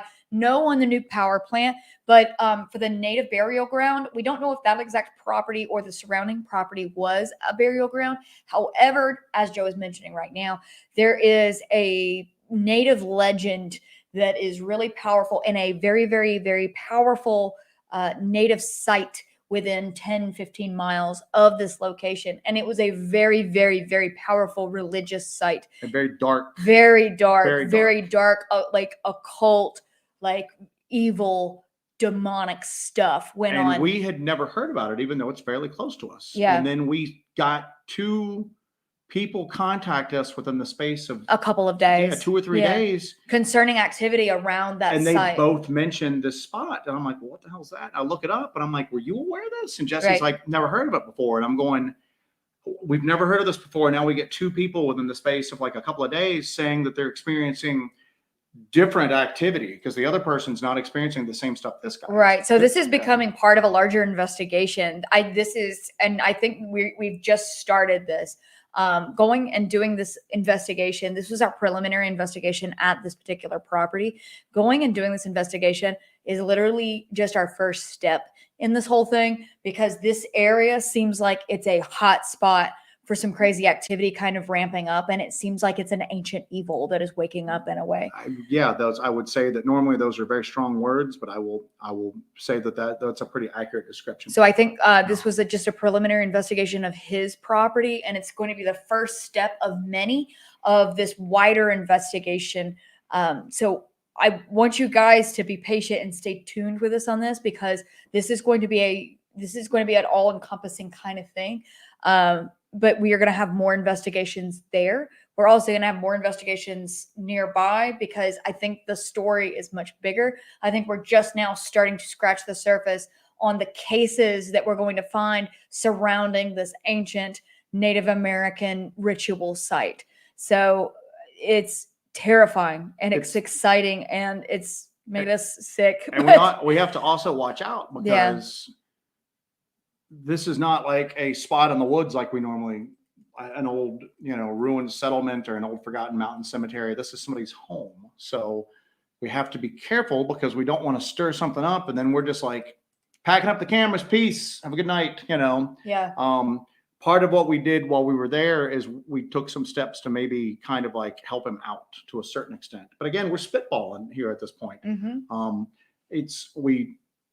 We'll go into probably some more of that later, but we didn't just go down there and just try to like, the idea is just to kind of, because this dude's also going, I don't know if I'm crazy. This is real and I'm seeing it, but it's really affecting him mentally. So we went down there, and the whole thing was, and he's probably in the chat right now. I haven't seen his name yet, but he might be listening in tonight. But the whole idea is to not to just freak him out, and go, oh my God, it's real, but to also let him know that, hey, you're not crazy. Hey, I think something's going on with our video here. Somebody said it's split screened and it's glitching out, but it shouldn't be split screened. Not split screen. Yeah. I don't know. We seem to be having some issues tonight, and I know I don't see anybody else talking about that. No. Weird. Is he? You Take Two Wheels said your video is split screen. What? Yeah, I don't know. Chat's like going buck wild tonight, man. Stingray says video and audio are good here. Sorry, I interrupted you. I want to make sure everything's functioning properly. We seem to have some weird stuff going on here. So MK Ultra, I lost that. Oh, here we go. Been thinking about those vertical black bars he saw. Very weird. He had not even mentioned that to us, because there's so much stuff going on. But he was like, I see these vertical black bars.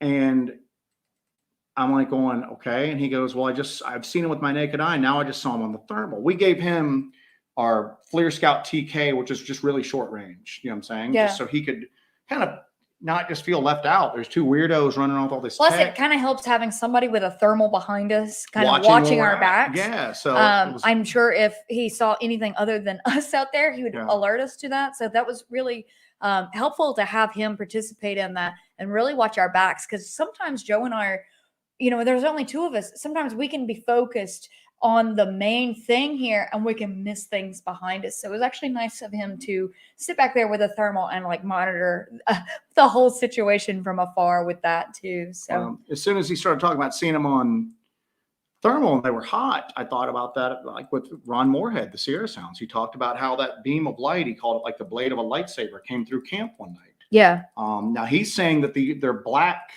and they're vertical, but they're giving off heat. And I'm going, are they like moving? And he goes, no, they're stationary. They just open up, then they shut back down. And I'm going, is that like a portal opening up? And he's seen it like, what does a portal look like sideways? Do you know what I'm saying? Obviously it's going to appear whatever forward, but does it look just like a vertical line sideways? I don't know, man. It's something that we haven't really experienced before. Jason Grizz Horrell says, so on the thermal, there were black bars, but he said that with the naked eye, they're white. Yeah. So it was just weird. It was just very, very weird. So another good question somebody had asked was,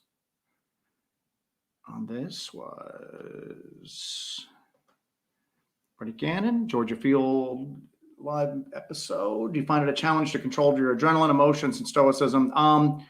We try to like keep it together, but I was getting frustrated because I think at one point I was just like, I'm just going to pitch all this crap over the fence because it was working before. It's weird. If it had all just drained, I would have just been like another day at the office. But the fact that the connectivity was there And then it was not. The one spectrum analyzer was just going crazy. Now the one was picking up just the cell, booster signal. And that was completely expected. The other one was extremely noisy only after it got dark. And I'm just going, something is like blocking the connectivity here between stuff. And then we're getting that weird pulse on like the magnetic portion of the tri-field. Yeah. And then the EMF would occasionally go crazy. And then that was draining. Just very weird, but I kept my thought, my gut instinct is something's trying to like take our equipment out of the picture here. And it's affecting it can't affect all of it, but what it can affect, it's affecting. Right. But I was just like, it's trying to like cripple us with that. But what's weird is too, and here's the other thing that I thought of, is that any device that transmitted to another device went down. We didn't have any trouble streaming out of there. No. Did it want an audience? If it's feeding off of his attention, and if it's feeding off the homeowner's attention, and we just gave it a lot more attention. We gave it a lot more of attention because when we moved away from the signal booster, we got a little blocky, but then we moved back in and it worked fine. And I kept going, why is that not messing up? And I'm just going almost like it doesn't want it to mess. And again, I walked away. My gut instinct is that we were dealing with an intelligence of some sort that was in control at all times. And we've dealt with what we thought was like a trickster element before. You know what I'm saying? I've never dealt with something that I just went, there's an intelligence here. You know what I'm saying? Sometimes the trickster stuff just seems like nonsensical. You know what I'm saying? But this seemed like, and that's just my gut response. Maybe I'm completely out of bounds with it. You know what I'm saying? But that was just my opinion, is that we were dealing with where I at one point, I'm in like a war of like the minds right now with something else, trying to keep this stuff going, Yeah. And I didn't get to do any of the stuff I wanted to do because I was just constantly fighting the equipment, trying to keep it going. So very weird. Make sure you guys hit that like button. I know that everybody seems to be having different problems right now. Somebody said that the chat was disappearing on them. Another person said it's split screening. Another person said the audio is going in and out. So make sure you hit that like button. Make sure everything is kosher. Yeah. Sorry guys, I don't know what's going on, but on our end, everything looks fine. Good. So I don't know if there's an issue there. Now that's the other thing too, is that we were talking about is that we're going to bring anything back from here. Yeah, the hitchhiker effect is real. We know that for a fact. So. Are we going to bring anything back from this property? And like I said, again, when we came back that night, we were driving back, we were not feeling well at all. And then by the next day, we've been having nosebleeds. We've been having like breathing issues and stuff. But again, people get sick, and it's two people in the same area riding in the same car together. If I had picked up something and then gave it to you or vice versa, but it's another thing to be aware of. Yeah. If we go there again and we both get sick again, all of a sudden, then the chance of it just being a coincidence lessens at that point. And I've been taking pretty extensive notes when we're out in the field on this case. So, and I'm going to continue to do that as well. Taking notes as we go along, notes on our health and how we feel and kind of what's going on with us after we've left the property. Because that later on, that might be another data point that we can refer to. So I've been taking notes on all of that and making notes about that, because you never know when you could use that later on and come back to that. And it means something, West Coast Dogman Project, quick aside, I released that Dogman photo during your investigation. I think it was, we released the Dogman thermals on the very tail end of the absolute very first LBL investigation video we ever put out. Yeah. So. We have that photo there. And we also have it at the beginning of the second episode of the werewolf experiments that's on there. I think it's also featured in Steve Causey's book. He featured it there. So. I think Martin Groves has it in his book. And I think Martin Groves has it in his book as well. Ida Bustamante, does he have trail cams up on the property? No, he doesn't. He was using an old camera that he had, and then he was using his cell phone for stuff. And then he actually was getting a inexpensive night vision camera to try to use on his property there, man. And because the guy's not working, he's got a lot of health issues going on right now. So he doesn't have a lot of like funds to throw at this stuff. But what's weird is a very critical point that we don't have on camera, but we were both there for it. Right. Is that I'm keeping in mind that he's having vision issues. Okay. Whatever the cause of the vision issues are, who knows, but he's having vision issues. And I'm going, you have to take that into account when he's saying, I'm seeing some of this stuff and then we're not seeing it. So towards the end of the night, it's like late, man. It's like into the morning hours. And he's got his cell phone and he goes, look at this. Yeah. And we look and there's this dancing light on his cell phone screen that he's picking up, and he'll pan past it. You see it there. He pans, it's there. None of us can see it with our naked eye. But it's there, right there. And he's going, I see this sort of stuff all the time. He's like, I don't see it with my naked eye though, because of my cataracts. And I'm going, we don't have cataracts and we don't see it with our naked eye either. Don't feel bad. But it was showing up on his phone screen, and literally it was here. You'd pan past it, you'd see it. You'd stop on it, you'd see it. It was just kind of dancing around, this little light that we couldn't see with the naked eye. So I'm going, now I've got to rethink it. Some of the stuff that maybe I thought was just an artifact because he was having vision issues might just legit be real at this point. So anyway, but he does not have trail cameras up on the property. He just doesn't have anything like that on there. So it's just weird, man. It's weird. We've been in areas where we felt something there. We felt like a presence, but here I just felt that there was an intelligence and it was just messing with us. And it was, and I don't know why I felt that. I just felt that there was just this huge invisible intelligence like looming in those woods that was just taking some delight in the fact that we were outclassed, you know?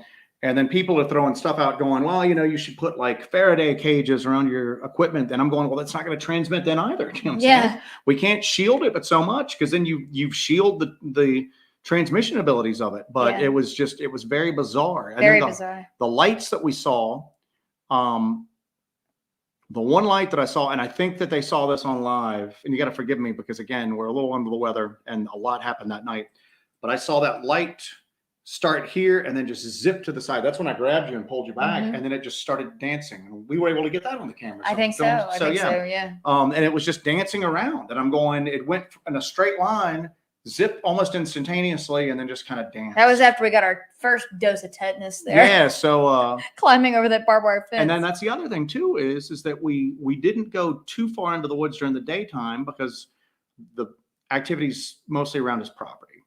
And then when I went back in that last time solo and I wanted Jesse to watch around me to see if anything came out, I'm seeing that light and it's just going forward and then stopping. Going backwards and stopping, going backwards and stopping. And I start walking towards it. And then I'm like, hell, there's another barbed wire fence here that's overgrown that I nearly ran into. And it doesn't take a lot of imagination to go, this thing's drawing me into the woods deeper and it's drawing me into a section where there's a freaking barbed wire fence at, man. So that's one way I was just like, all right, I'm not running around this nail. I'm not going to try to follow this light into the woods for once. I'm just not going to do it. But anyway, yeah, it's some weird stuff that's going on. Some really weird stuff that's going on. And he doesn't really want any attention. He didn't want his name or face out there. I mean, he spoke a couple times on there, but he didn't really want a lot of attention. He just kind of wants it gone, you know? So we'll see if the stuff that we did once we turned the cameras off has any effect. So, or did we just strengthen it by giving it a several thousand people audience at that point? So, M has a good little point here. Was anyone cutting hay around his property? Because they have been cutting around my house, and nosebleeds and breathing problems go right along with that. It's all woods. There's no hay. It's all woods around there, but it is a rural area. Yeah, you could be pollen. I mean, it could be, but that's why, again, we take notes about all this. But what's weird is we are in rural areas all the time. We've been in rural areas all week, and you and I have not had a single problem until we go there and come back. Yeah. So but again, people are cutting hay. I was out. Where was I? It was like last week. I was somewhere where they were cutting hay, and I was right by it, and I had no problems whatsoever. So I mean, again, but it's a possibility. In of itself, it's probably nothing. But if we do it again, that's a data point. So. West Coast Dogman Project says, thanks, Jesse and Joe. Just read about you two in the Texas Dogman Triangle last night. Great work you two are doing in this phenomenon. Keep up the great work y'all do. Big fan here from the West Coast. Thank you very much for the kind words. Yeah, we are, I think we're in that book like 4 or 5 times, Aaron said. So, yeah. So, Going places. We're going places. We're going places. MK Ultra asked what was up. I'm sorry. Go ahead. You go ahead. No, you go first. Roger Davis says, I feel sorry for this guy putting up with all of this alone. God bless you two for stepping in to help him. We only, like I said, we were cautious. We couldn't get down there because we were moving. We just couldn't do it. I mean, like our equipment was scattered all over the house. I mean, just we weren't in the position to do anything like that. So then, even then, we're cautious anytime we go to meet people. You know what I'm saying? For sure. I mean, we're just cautious. So if there's any serial killers out there watching this right now with some master plan to lure us out somewhere and just massacre Jesse and then just keep me as like a captive. Don't come at me with that ghost story. Think again, okay? Because we're super cautious and we take a lot of precautions with I like it. how I get murdered and then you get tortured for I am 10 kept years. as a pampered slave. But anyway, we're cautious. Is that much of a change from your life right now? No, exactly. It's not really that much of a change at all. But it's we went out there because again, it's one thing for somebody to go, listen, you're going to think I'm crazy, but I was driving late last night and my wife and I were driving down this like old gravel road and this black wolf on its rear legs walked in front of the car and stopped and looked at us. And we both saw it and we held its eyes for like 15 seconds and it walked into the woods. I know it's crazy. You're not going to believe me. That's one thing. To have somebody just going, I'm having this happen and this happen and this happen and this happen and this happen and just keeps going on. You start going, I'm gonna be honest with you. I thought maybe that there was actual activity there, but then that the stress from all of it was making him jump at shadows. Mm-hmm. And there still might be some of that going on. And that's to be expected because if I was living there, I'd be jumping at every damn shadow that came along. After, all of that. Yeah. But the weird stuff, we saw the lights, we heard that weird howl. His dog was inside. You would occasionally hear his dog. That the dogs that were barking from inside the house sounded muffled and completely different to that howl that we heard in the woods at that point. Again, we didn't see what made the howl. Don't know. We did see the lights. We did see like shadowy type things. We had the really weird, I'll be honest with you, that thing with the tri-field, I have no explanation for. I ran the tri-field for hours just to see if we had like any, like if it was a malfunction like that. It's working fine. It's working like a top right now. Mm-hmm. It's running perfectly. So anyway. I had some more in the start area. You got some more? Mm-hmm. Some more. John said, oh, I'm seeing your equipment working together or not working together during that live was so interesting. Again, I've never ran into anything with a transmission ability, like screwing up like that. Yeah. And I'm trying to think of ways we can get around that. And I don't know what those ways are yet. Most of those cameras, you can't hardwire into something. We might have to look at a different camera option if that happens again out there. But anyway, MK Ultra had asked what was up with the old bridge nearby. It was demolished. And there's a lot of, that's why we were shocked at how much traffic was going by his house. And he's like, yeah, there's been a lot of traffic lately. And I go, and nobody's seen anything? And he goes, how the hell am I supposed to know if like somebody driving past my house at 80 miles an hour see something weird? Yeah. They're not going to come up and knock on my door and tell me. And I'm like, I saw good point. I saw lights in your woods. Yeah. Bernie Gannon has a good thing. Yeah. The just our visual spectrum is like so limited. And at least with the equipment that we have right now, we're stretching out further in the electromagnetic spectrum. My pet theory is that we talked about that weird kind of, maybe there's an energy that's not on our electromagnetic spectrum that these things give off. Yeah. But maybe they also give off stuff in our spectrum along with that we can detect. Won't know until we try, and we were definitely picking up something weird, man. I mean, if you had asked me if a tri-field meter could do what we saw it do last night, I would have said no. Just that, I wouldn't think that it would have time to reset between those spikes like that. It's just weird. Never seen anything like that before. And I'm so glad we got it on camera to kind of share it. Oh, for sure. The follow-up to that one, Lurks a Lot says, the thing about these topics, we don't even know what we don't know. It's all guesswork and trials. That's why we try to gather as much data as possible. And we try to go out there and experience these things for ourselves. We make notes on how it affects us, how we're feeling, what we're doing, because we're a barometer as well. We are an instrument as well. And what happens to us is also a data point. I think us kind of coming home and feeling sick, that's a data point to me. So we're going to make note of that. One of our, was it Shelley Vidal, I believe, suggested that we wear, monitoring bracelets, like health monitoring bracelets. To see, like maybe treat ourselves as like a biosensor. As a biosensor. I think that's a great idea. But yeah, it's all guesswork at this point because we're all trying to figure it out as we go. And I think that's what makes our approach great, is that you and I really try to think outside the box and throw as many things at it as humanly possible and see if we can kind of stir it up or get another data point that we can kind of present and kind of get a better idea of what the picture is. Yeah, we didn't see any signs that there's nothing on his property that's noticeable. But there are some Native American stuff, is an overly generalized term, but there's some stuff going on in that area there's a lot of folklore in that area. There's a lot of legend in that area from stuff that area had a very particular and dark cultural significance. Yes. So it's pretty wild. And we'll be going on that a little bit. We'll be sharing that with you guys eventually. I think we're going to do kind of a big thing with that because it's such a wild story. You guys are going to lose it over. Yeah, it's weird. It's weird. We're looking at it just going, the fact that it's wild. Yeah. So Lance Landmark says he may have more supernatural stuff going on rather than physical. So like I mentioned before, this was just our preliminary investigation of his property. If he allows us to come back to the property, there's a few experiments I'd like to try that are maybe more on the paranormal, supernatural side of things. I'd like to try a few experiments out there and see kind of how it shakes out. And then at our other sites that we're going to go investigate, I'd like to go and try those experiments there that are in the same approximate area and see if we get some common responses to these experiments and kind of see if we can kind of build a bigger picture in a different way.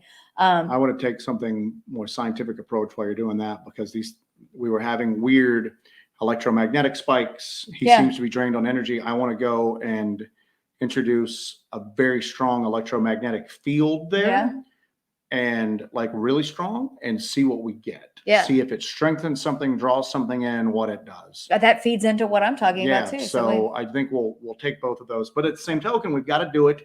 If it slows down after we were there last time, we're not going to go back poking around and maybe wake something back up. Yes. No, definitely not going to do that, because if we gave this guy kind of a little bit of a reprieve, that's the best possible outcome for him. It's funny. It's not fun. It is funny because at the end of it, I just went, all right, so are you like cool if we like try some stuff? And he goes, yeah, like whatever you want to try. And I go, all right, it's gonna be a little weird.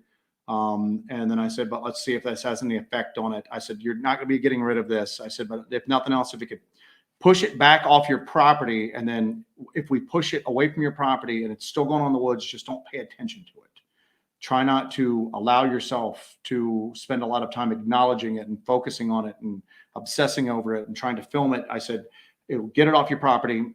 And who knows, that may or may not work. It's not like there's like a playbook for this sort of stuff. But Sheila Ebeline had get the guy some substantial Mylar blankets to make a safe room. That's actually not a bad idea. Make them like a little bunker. You know what I'm saying? So kind of cool. That's actually not a bad idea at all. So, right.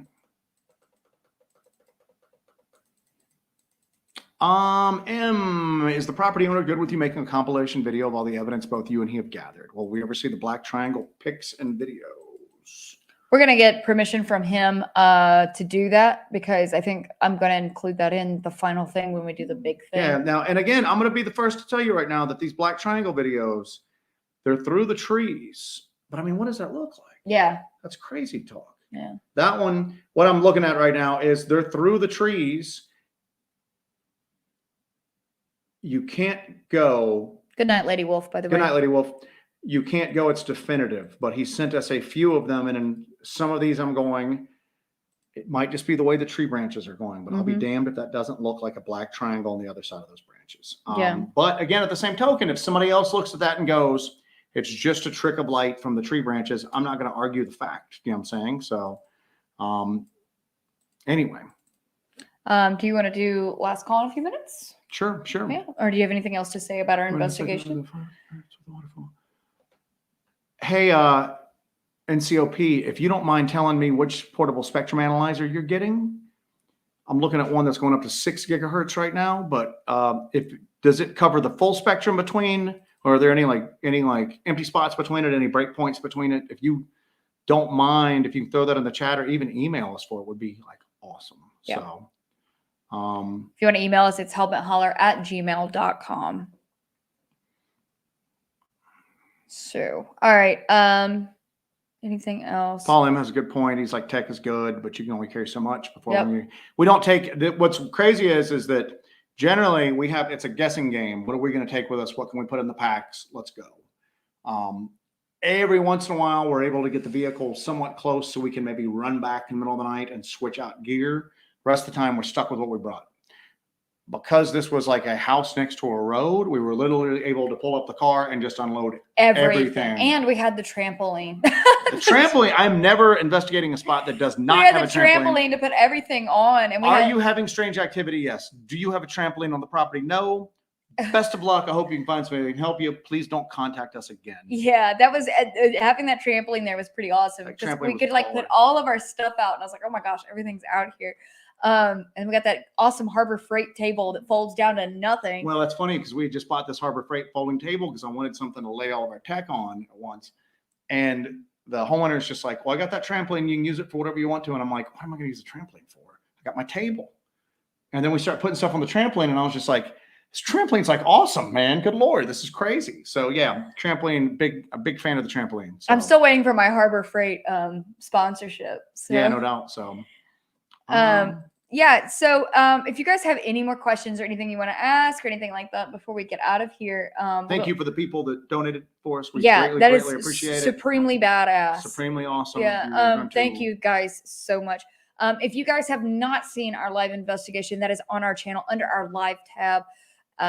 It's the first of a few investigations. That was a preliminary investigation. It's the first time we went down to that property and checked it out. And I think that was our first real house call that we ever did. Hellbent Holler house calls. Hellbent Holler house calls. But I hope that we were able to help him out, and I hope that he can get a little respite. I hope that he is able to sleep at night and maybe some of his health issues kind of back off a little bit, because I hope that we can help him with that, because that's a terrible thing he's been dealing with. But we were able to share that investigation with you guys, and you guys can actually see how it kind of happens in real time. I know that when I put those videos together, it's like nonstop action. That's because I edit it together. But it was, important for you guys to see that there is a process to what we do. We have all of our equipment out there and we check everything out, and we're sometimes things aren't happening. But we really appreciate you guys joining us for that. Thank you so much, Grace, for that. That is much appreciated. Make sure before you head out the door, throw that to the ER bill if we start feeling worse, so make sure you guys hit that like button on the way out. David if you Hunt guys have anything been asking else, questions. Ask a question real quick and we will answer your question. All right, David Hunt. That was when Go ahead. we lost a lot of the chat because it was just going so fast and got. Yeah. So if you got a question, ask away, David Hunt. This is your chance, David. This is your chance, man. Go ahead. He's typing right now. Moondog Davis says the first cut is the deepest. So yeah, we're gonna get some rest after this. I'm gonna make us some dinner. We're getting David's question. We're waiting on David's question. Don't leave us hanging. Sheila says to test the house for radon. Yep. Yeah, there's no telling what is going on there, but we wouldn't go in the house at all. We didn't enter the house. You keep an eye out for a David Hunt question, because I don't want David leaving upset. You keep an eye out. If not, I'm going to go up and find one that he asked. And we're going to answer it. So I got it. I'm watching out. Sorry, we weren't trying to ignore anybody. Right. He says to watch a trail to Bigfoot last video. It's doing exactly what you're talking about doing. I don't know who Trail to Bigfoot is, but we will check that out. And let me see if there's a question up here from him. Email sent, Joe. North Central Ohio Paranormal. Cool. Thank you, sir. About that. Did David ever put a question in? Not yet. No.